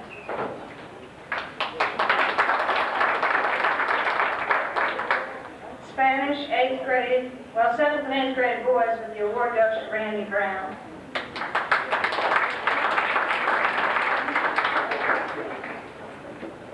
Spanish for 7th and 8th grade girls, the award goes to Starla Clark.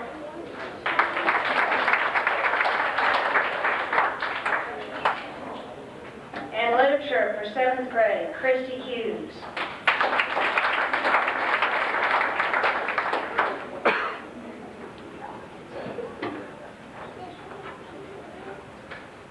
Okay, next is Miss Tons.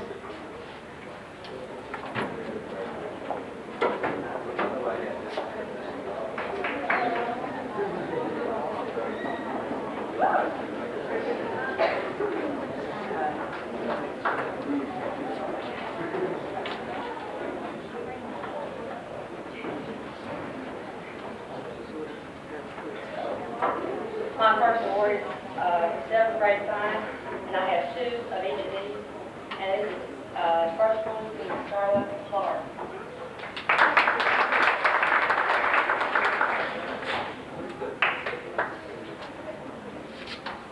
The second 7th grade award goes to Christy Hughes.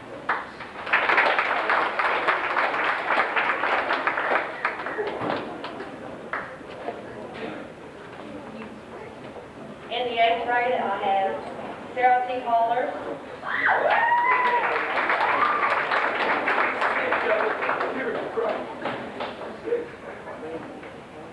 And 8th grade, Randy Brown.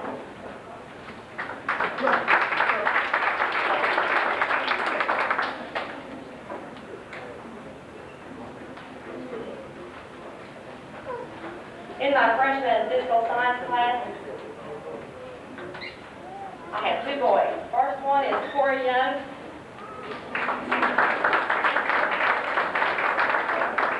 Corey Young. Second one, Ryan James.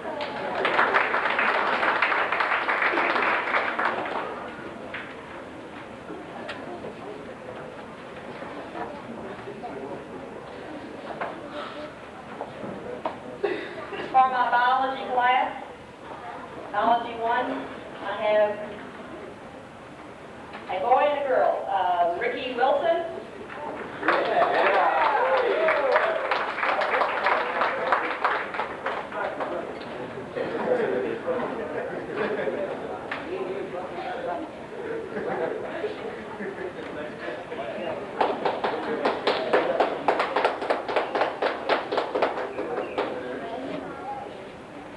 And Teal Kirk.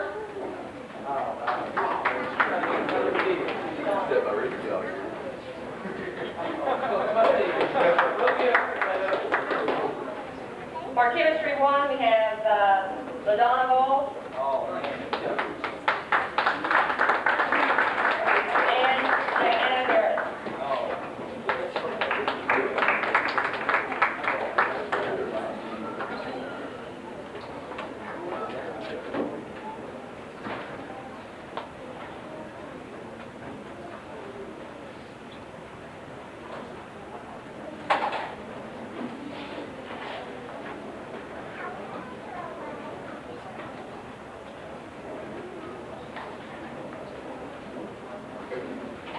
are Human Anatomy and Physiology, LaDonna Boyle, and Jan Garrett.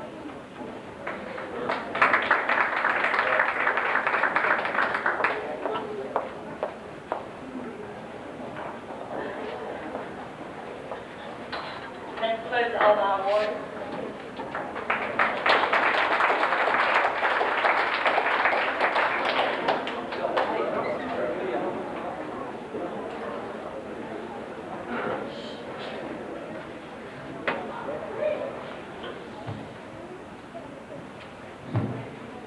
I'd like to start off by thanking all the students in the ag program and the agriculture education and FFA program for a really good year. Had a lot of cooperation, a lot of hard work, a lot of effort extended in a number of areas. We've tried to bring at the high school level agriculture education and appreciation for where your food fiber comes from, and also appreciation of your natural resources. Preparing students to go out into the world of work. We've had undertakings in the classroom in the form of field trips, in the shop, a lot of project work, and as well as a lot of leadership conferences, attempting to develop people's leadership abilities also. But I want to say thank you to all those students, and also appreciate the parents that are involved in assisting them in some of their undertakings. We, a couple of weeks ago, had the FFA banquet, presented a number of awards to a number of students. Without having those people come up, I'd like to recognize our star chapter farmer, our star green hand, our state farmer. The first level of membership in FFA is green hand, and the freshman level, we had 2 students that displayed real outstanding leadership abilities, scholastic abilities, and carried on some outstanding project work. And we recognize those as being as sharing this award, the Star Green Hand Award, and that was Tony Reed and Ryan Shanian. Without them coming up, let's give them a round of applause, please.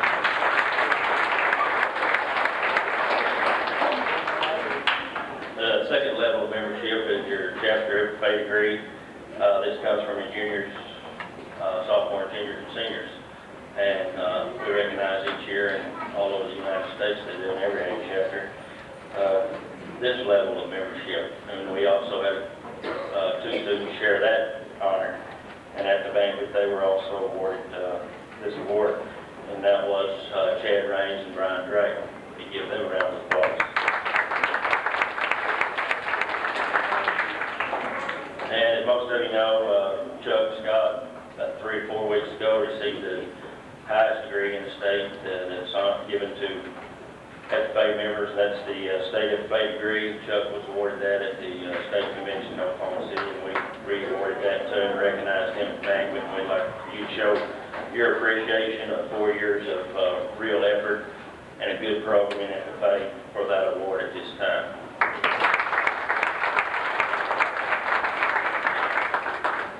Academically, I would like to recognize 1 to 2 to 3 students in each one of my classes. Some of these recognized 2 or 3 students because they were very close in the grade point averages. In agriculture and natural resources, the top students, top GPA was Rick Wilson.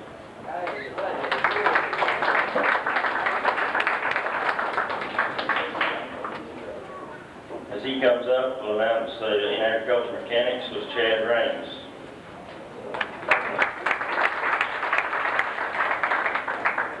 I believe Chad is here.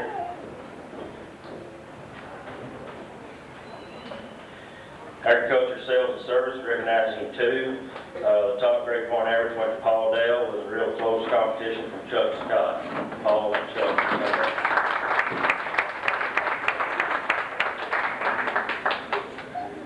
In Ag 2, the top GPA was Rick Wilson, followed by Guy Sampson and Brian Drake. It was real close.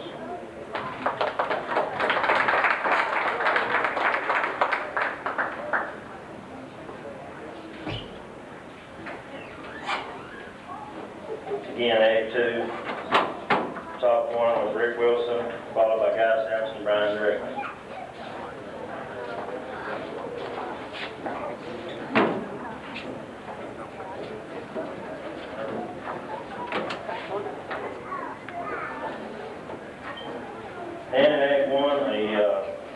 Two students with the top scores in this order were Ryan Cheney, followed closely by Cody Cage.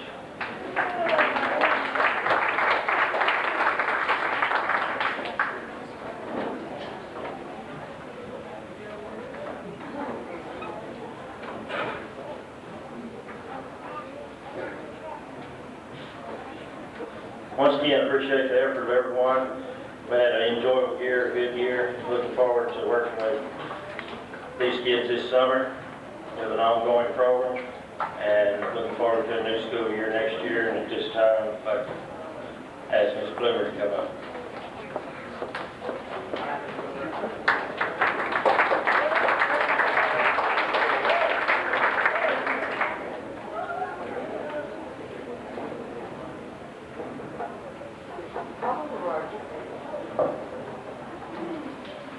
First awards I'd like to hand out today would go to Home Economics 1. I had two students who excelled in this area.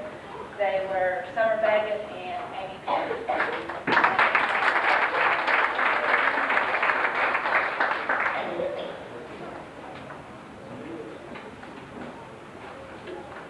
And Home Ec 2 goes to Teal Kirk, and she's unable to be with us. She had her wisdom teeth cut out, so I think she's feeling a little pain right now.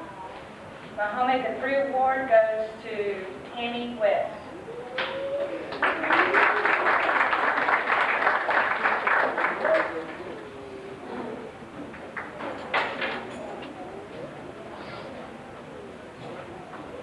Home Ec 4, Misty McCage.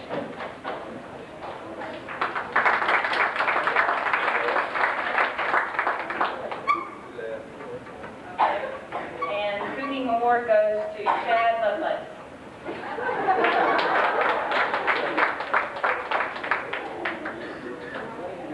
Okay, my next awards I'd like to hand out are FHA awards. This year we had 4 young ladies to represent us at a regional FHA cluster meeting, which was held this year in Dallas, Texas. And I'd like to introduce you 4 young ladies to come up on stage: Kim Morris, LaDonna Michinella, Teresa West, and Laura Bowley. These young ladies had to give up a weekend and spend some time at some leadership conferences, and they came back and excelled a little bit this year, and we're looking forward to having them again next year. They're all juniors, and so by them attending this, we're helping them to benefit us next year in our FHA program.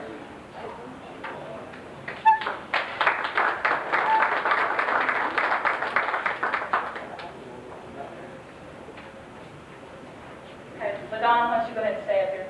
While LaDonna's up here on stage, each year we present our president with a plaque for her to hang on her wall at home, and then we have a plaque in the Home Economics room to have all the past presidents listed on that plaque. LaDonna has been an excellent president for us this year. She had to miss convention this year. I think it was the first year she missed convention, and I'd like to add that Kim Morris stepped in as vice president and did a very good job for us, but I'd like you to give LaDonna a round of applause.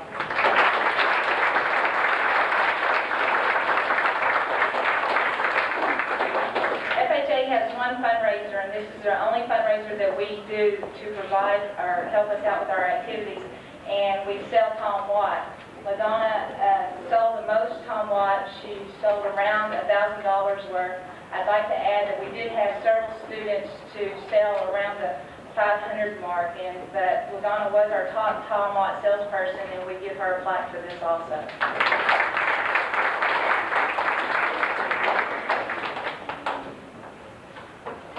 The next FHA award that I'd like to present was just started a couple of years ago, and this is the Outstanding FHA Student for the year.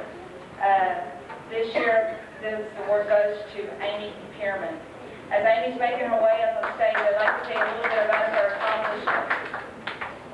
She competed on the local, district, sub-district, and state level, placed first at all 3 levels, and has won the honor and the opportunity to go to Chicago, Illinois this summer and represent us and Oklahoma on the national level, competing in our illustrated talk. Her talk deals with broken homes over the family life, and it's very educational. We're very proud of Amy. This is the first year that we've ever had anyone from Staffordville to reach such high honors. I'm very proud of her. I'm looking forward to having 3 more years with her.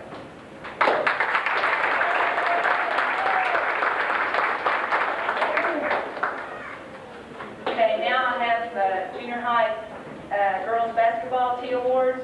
If these young ladies would please come up on stage. Summer Baggett, Nikki Barnes, Ruth Deal, Christina Kinnerman, Jamie Munkers, Amy Pierman, Amanda Turan, Dusty Hicks, Sarah T. Holler, Tina H., Becky Morris, Beth Powell, Robin Scott, and Cindy Pearson. This is the junior high girls basketball team.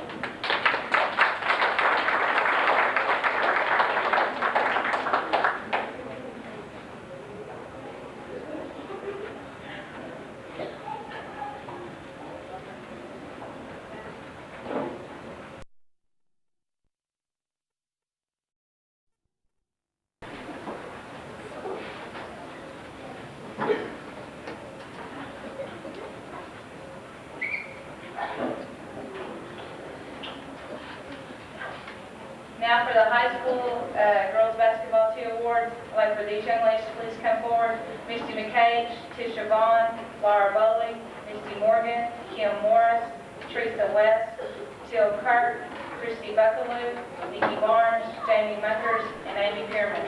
As these young ladies make their way up on stage, I'd like to say that this year's basketball team also won the Academic Achievement Award, which is handed out through the State Department. They had a grade average of 3.64 and received a plaque, and our plaque is displayed outside in the hallways with all the young ladies' names on that plaque. I'd like to give them a round of applause for that accomplishment.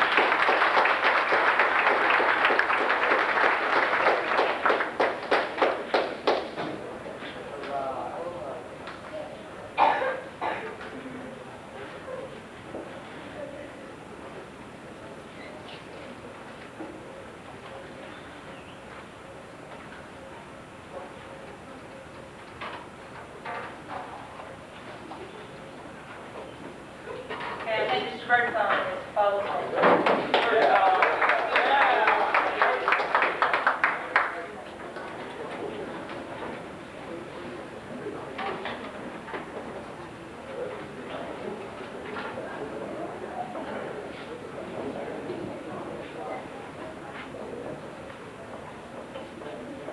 Okay, the academic awards for both my computer classes, I took the top score. That goes to Dusty Grant.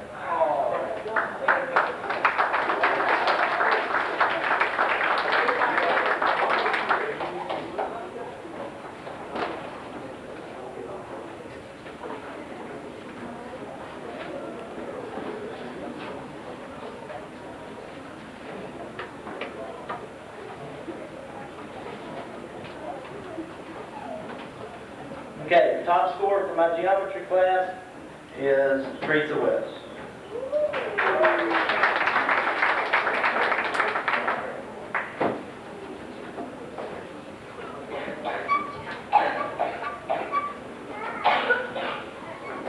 Okay, by 2/10 of a point, the top scorer for my trig class is Jana Garrett.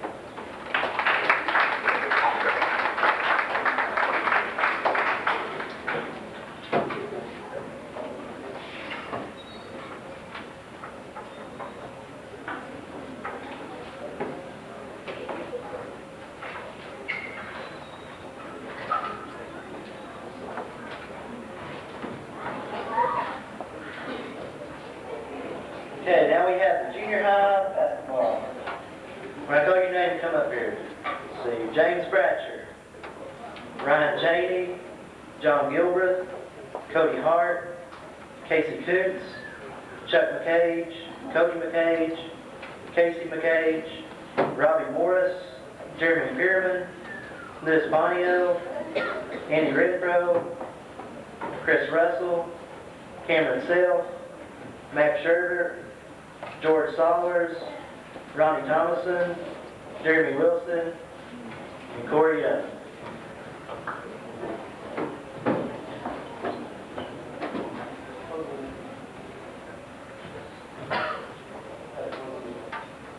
We want about 2 trophies over the season. We got in a few scuffles and had a pretty good team after all. Give them a hand.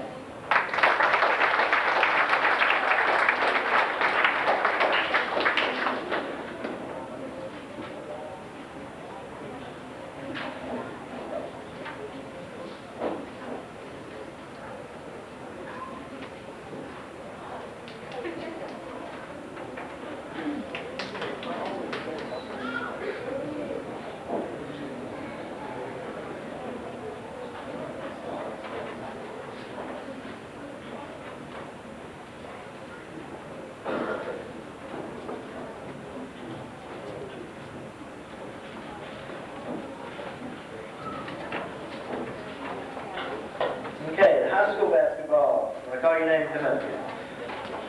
Brian Copeland, Chuck Scott, Shane McCage, Brian Burkhart, Chad Lovelace, Brian Renfro, Jason Bones,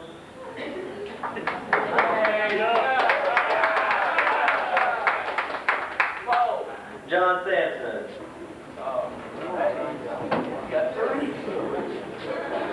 Robbie Morris, Cody McCage, Ryan James.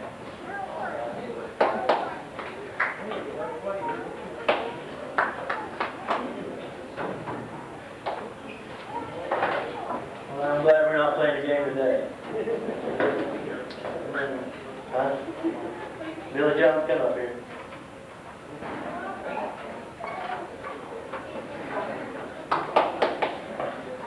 These guys did a really good job of giving hands.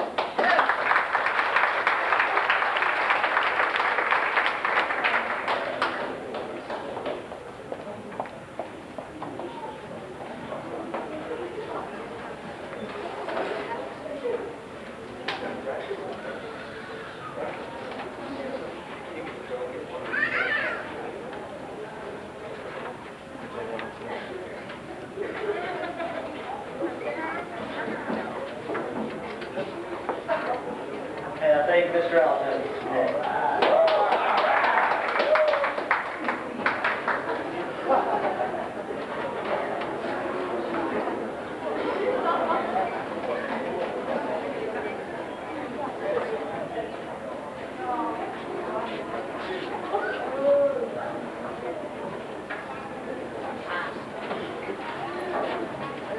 First of all, I'd like to recognize a couple of students in my health class.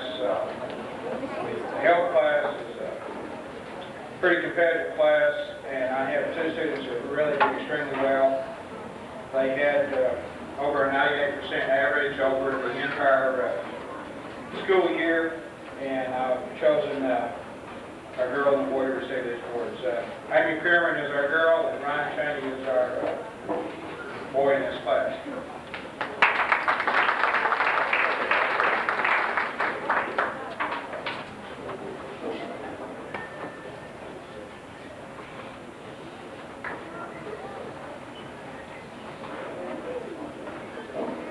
Next, I know that we have some people that are missing. I had in junior high football about 26 or 27 individuals, and I think what I'm going to do is just ask all the people that can play junior high football to come forward, please.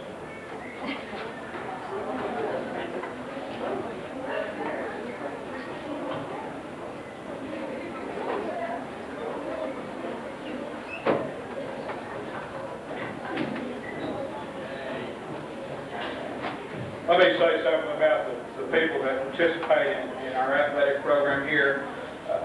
We expect a lot of them on the football field and then the basketball, but one thing that is very important too is they all have to pass the academic part before they can come participate. We spend not as much time in the junior high level as the high school level, but I think it's a good example of these people placing their priorities where they should be and making good grades, and then coming out there and spending additional time participating in football and representing this school. Our junior high program is, I think, one of the cornerstones of trying to get our high school program going. We're pretty well established as far as playing good competition and also staying in the ball game. And, I appreciate all the work that these individuals do. I also appreciate the parents and the fans that come out here and watch us play. It makes for a good time by all.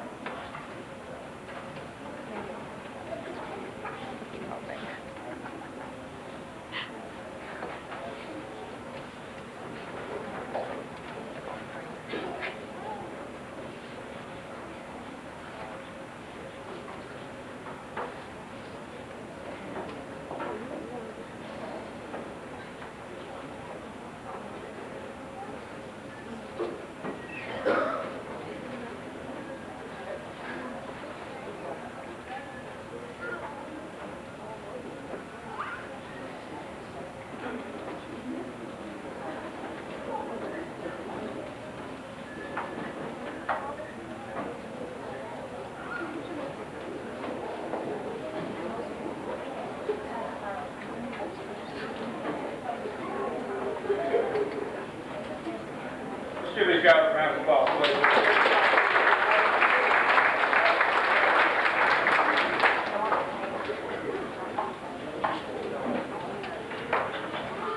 Okay, will all the high school football players please come out?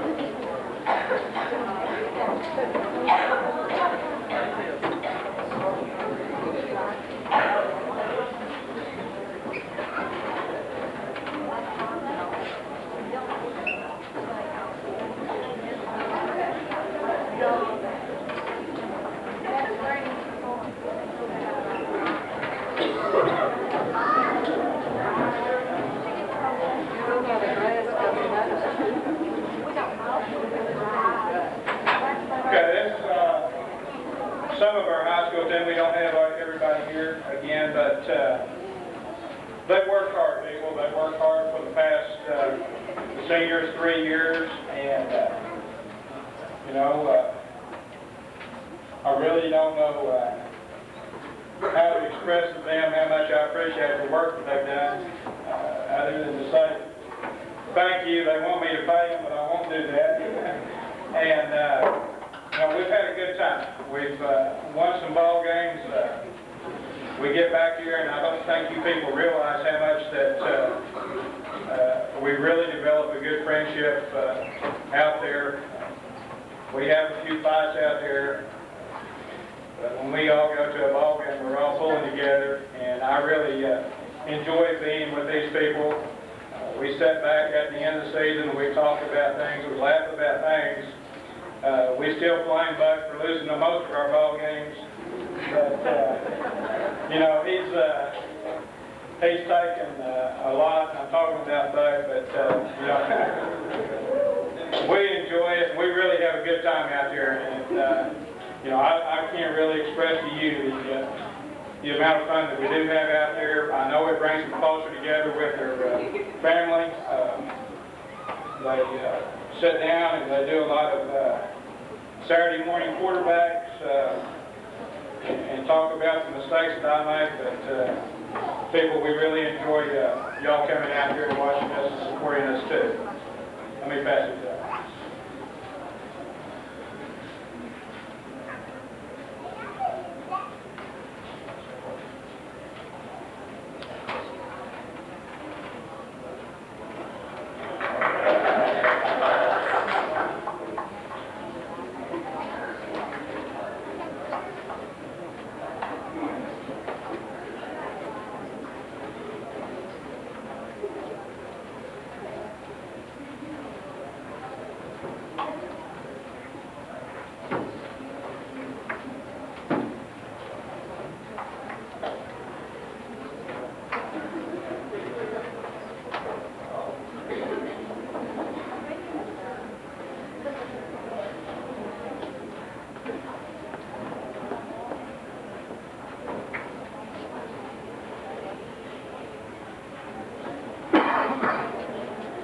This concludes it. Please give these guys a round of applause. Thank you.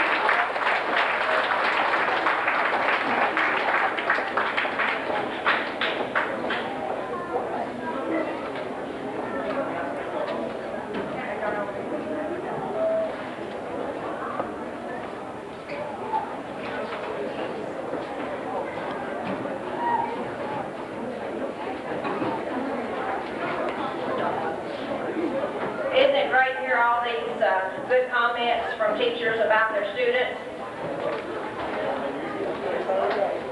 We have some special awards to be presented now. We have two guests. Mr. Alvin Baker from the Red River Valley Rural Electric Association would like to present a couple of awards, and Sergeant Hadorn of the Army would like to present a couple of awards now, and then after that, I believe a special award by Ms. Cheney and Ms. Wilson. Mr. Baker?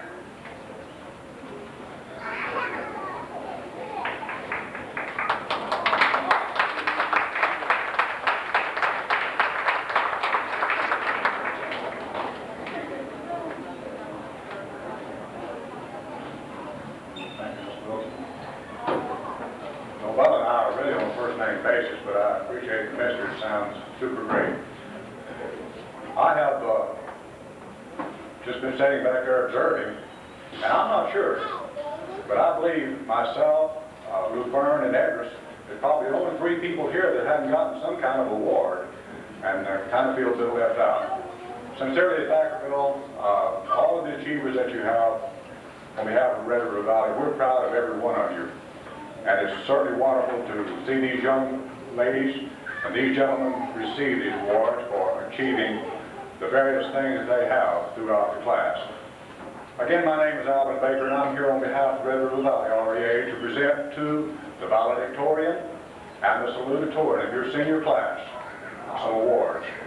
They are token awards because there is no way that we could compensate these achievers for what they have accomplished in their high school years.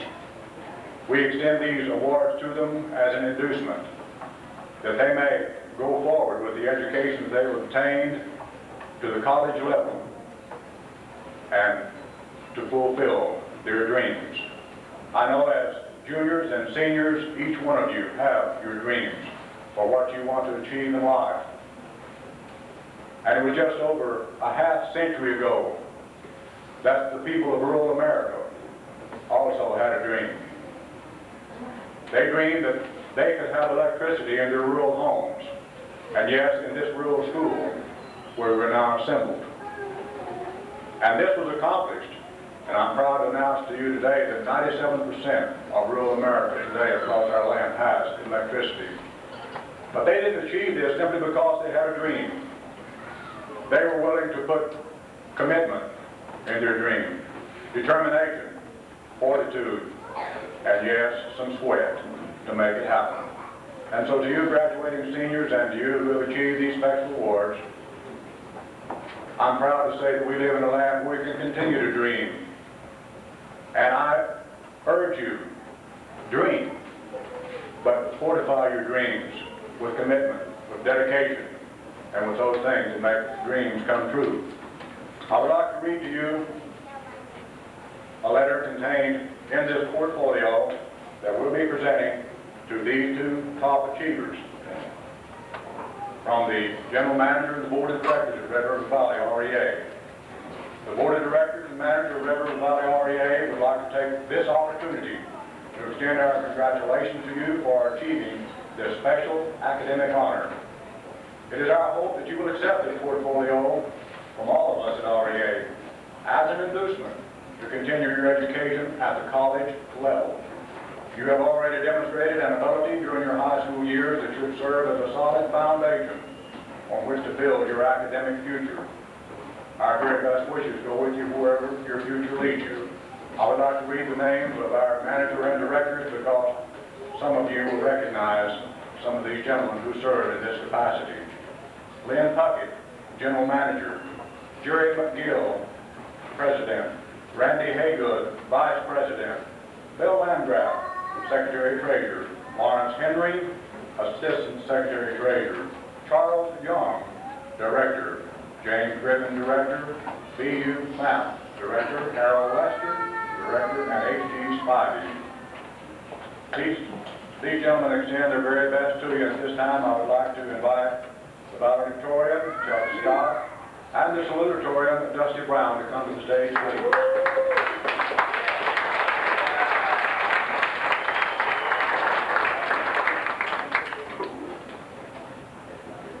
While they're coming to the stage, let me tell you that the best wishes contained here, and the calculator, the pen, the writing tablets, the room for your notes and everything is contained here as a help.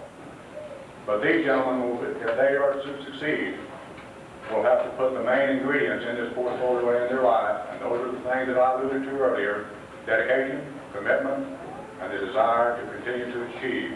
Chuck Scott, Victoria, Dusty Brown, thank you, ladies and gentlemen, for allowing REA to be a part of your Water Assembly.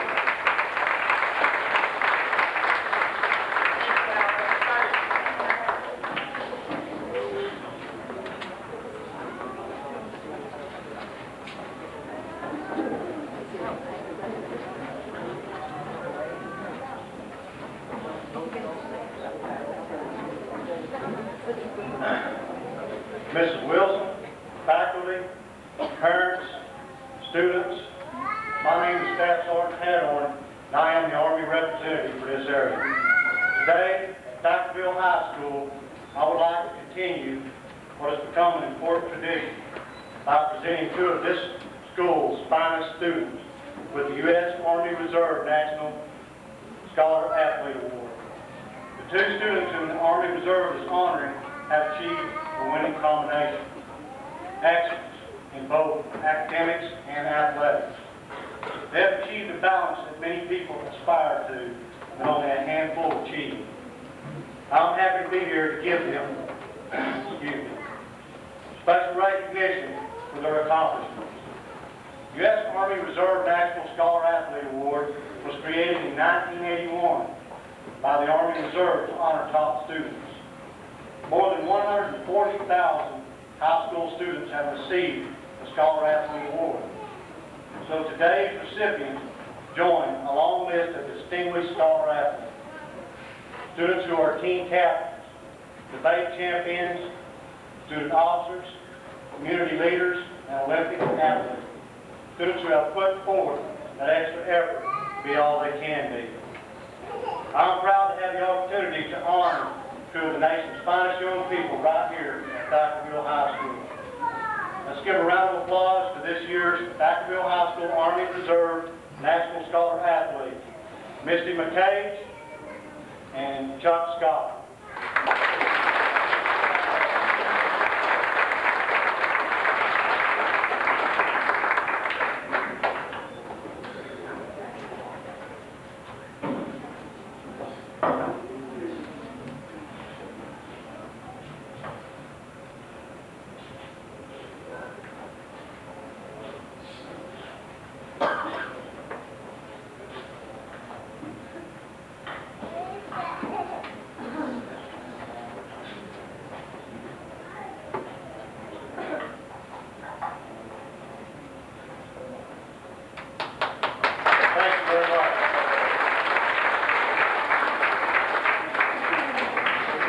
Thank you, Sergeant.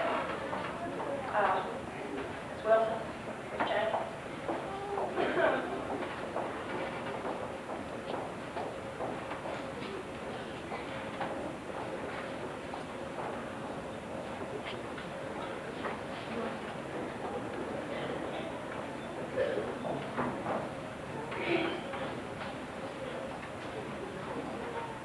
Mrs. Cheney and I would like to present the Teacher of the Year Award.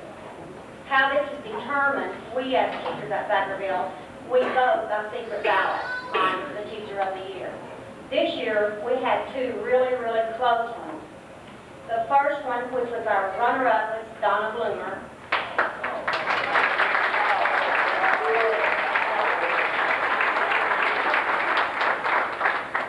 And our Teacher of the Year award goes to Miss Rhonda Fox.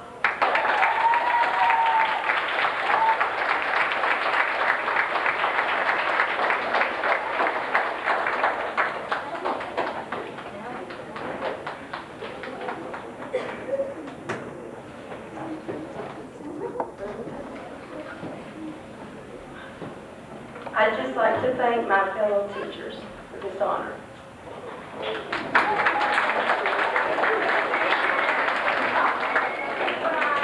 When I was up here a while ago, I was going to say something.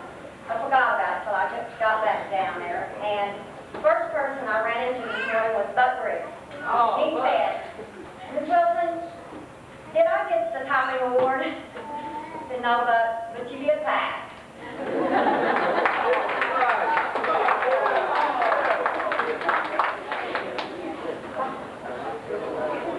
I think we're all happy to see Buck graduate.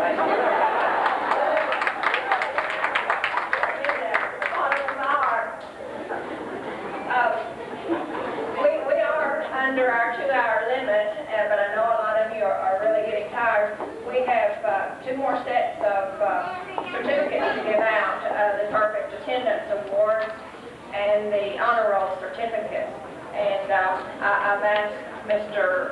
Schumann and Mr. Hancock if they would please help me here. As I read the names, they will be handing this out. There you go.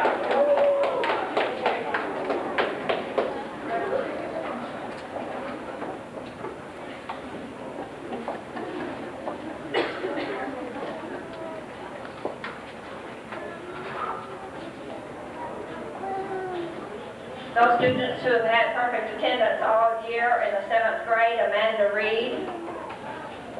In the 8th grade, Randy Brown, Casey McCage, and Daniel Wardrick.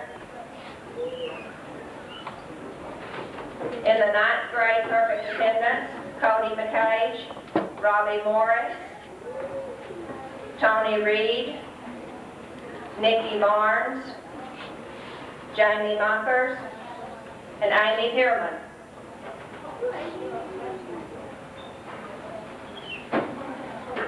Perfect attendance in the 10th grade, Guy Sampson.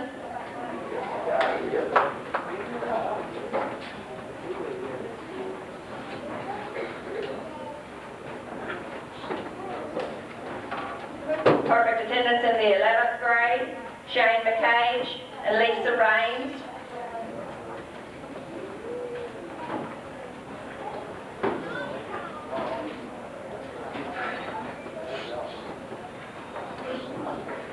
Sorry to say there weren't any seniors with perfect attendance. However, attendance has been up this year, so more of you are attending more days, and that's what it takes to make those good grades and to succeed. Honor roll students for the semester, for 2nd semester, in the 7th grade, Jody Young.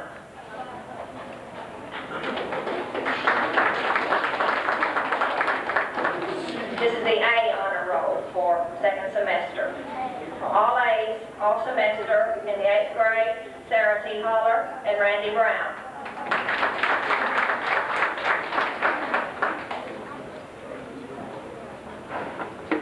All A's in the 9th grade, Amy Pierman, Ryan Cheney.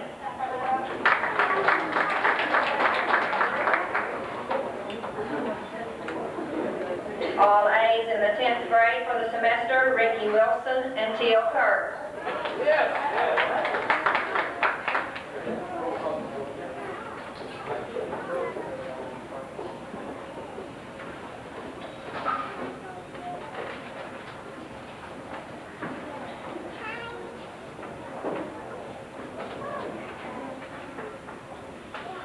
All A's in the 11th grade for the semester, Jayana Garrett and Kim Morris.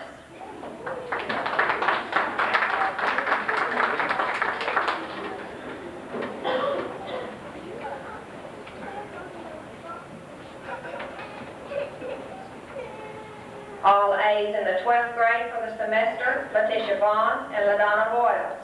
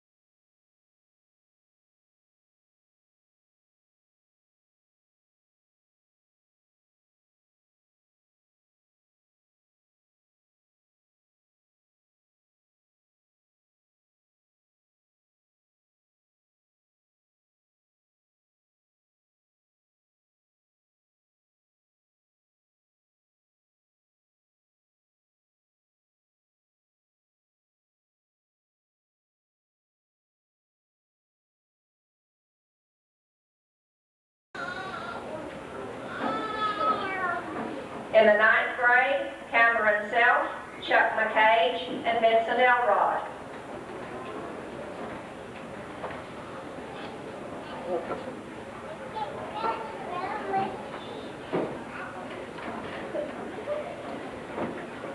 In the 10th grade, A and B honor roll for the semester, Amy Reed, Mark Gray, and Brian Drake.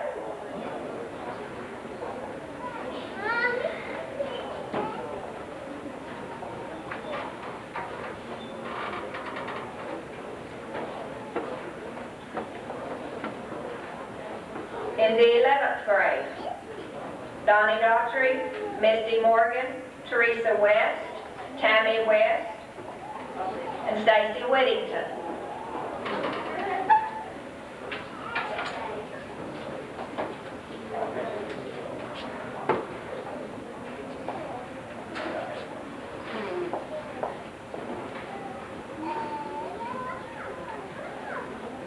In the 12th grade, Dusty Brown, Brian Coulter, Paul Dale, Rebecca Jones, Misty McCage, and Chuck Scott.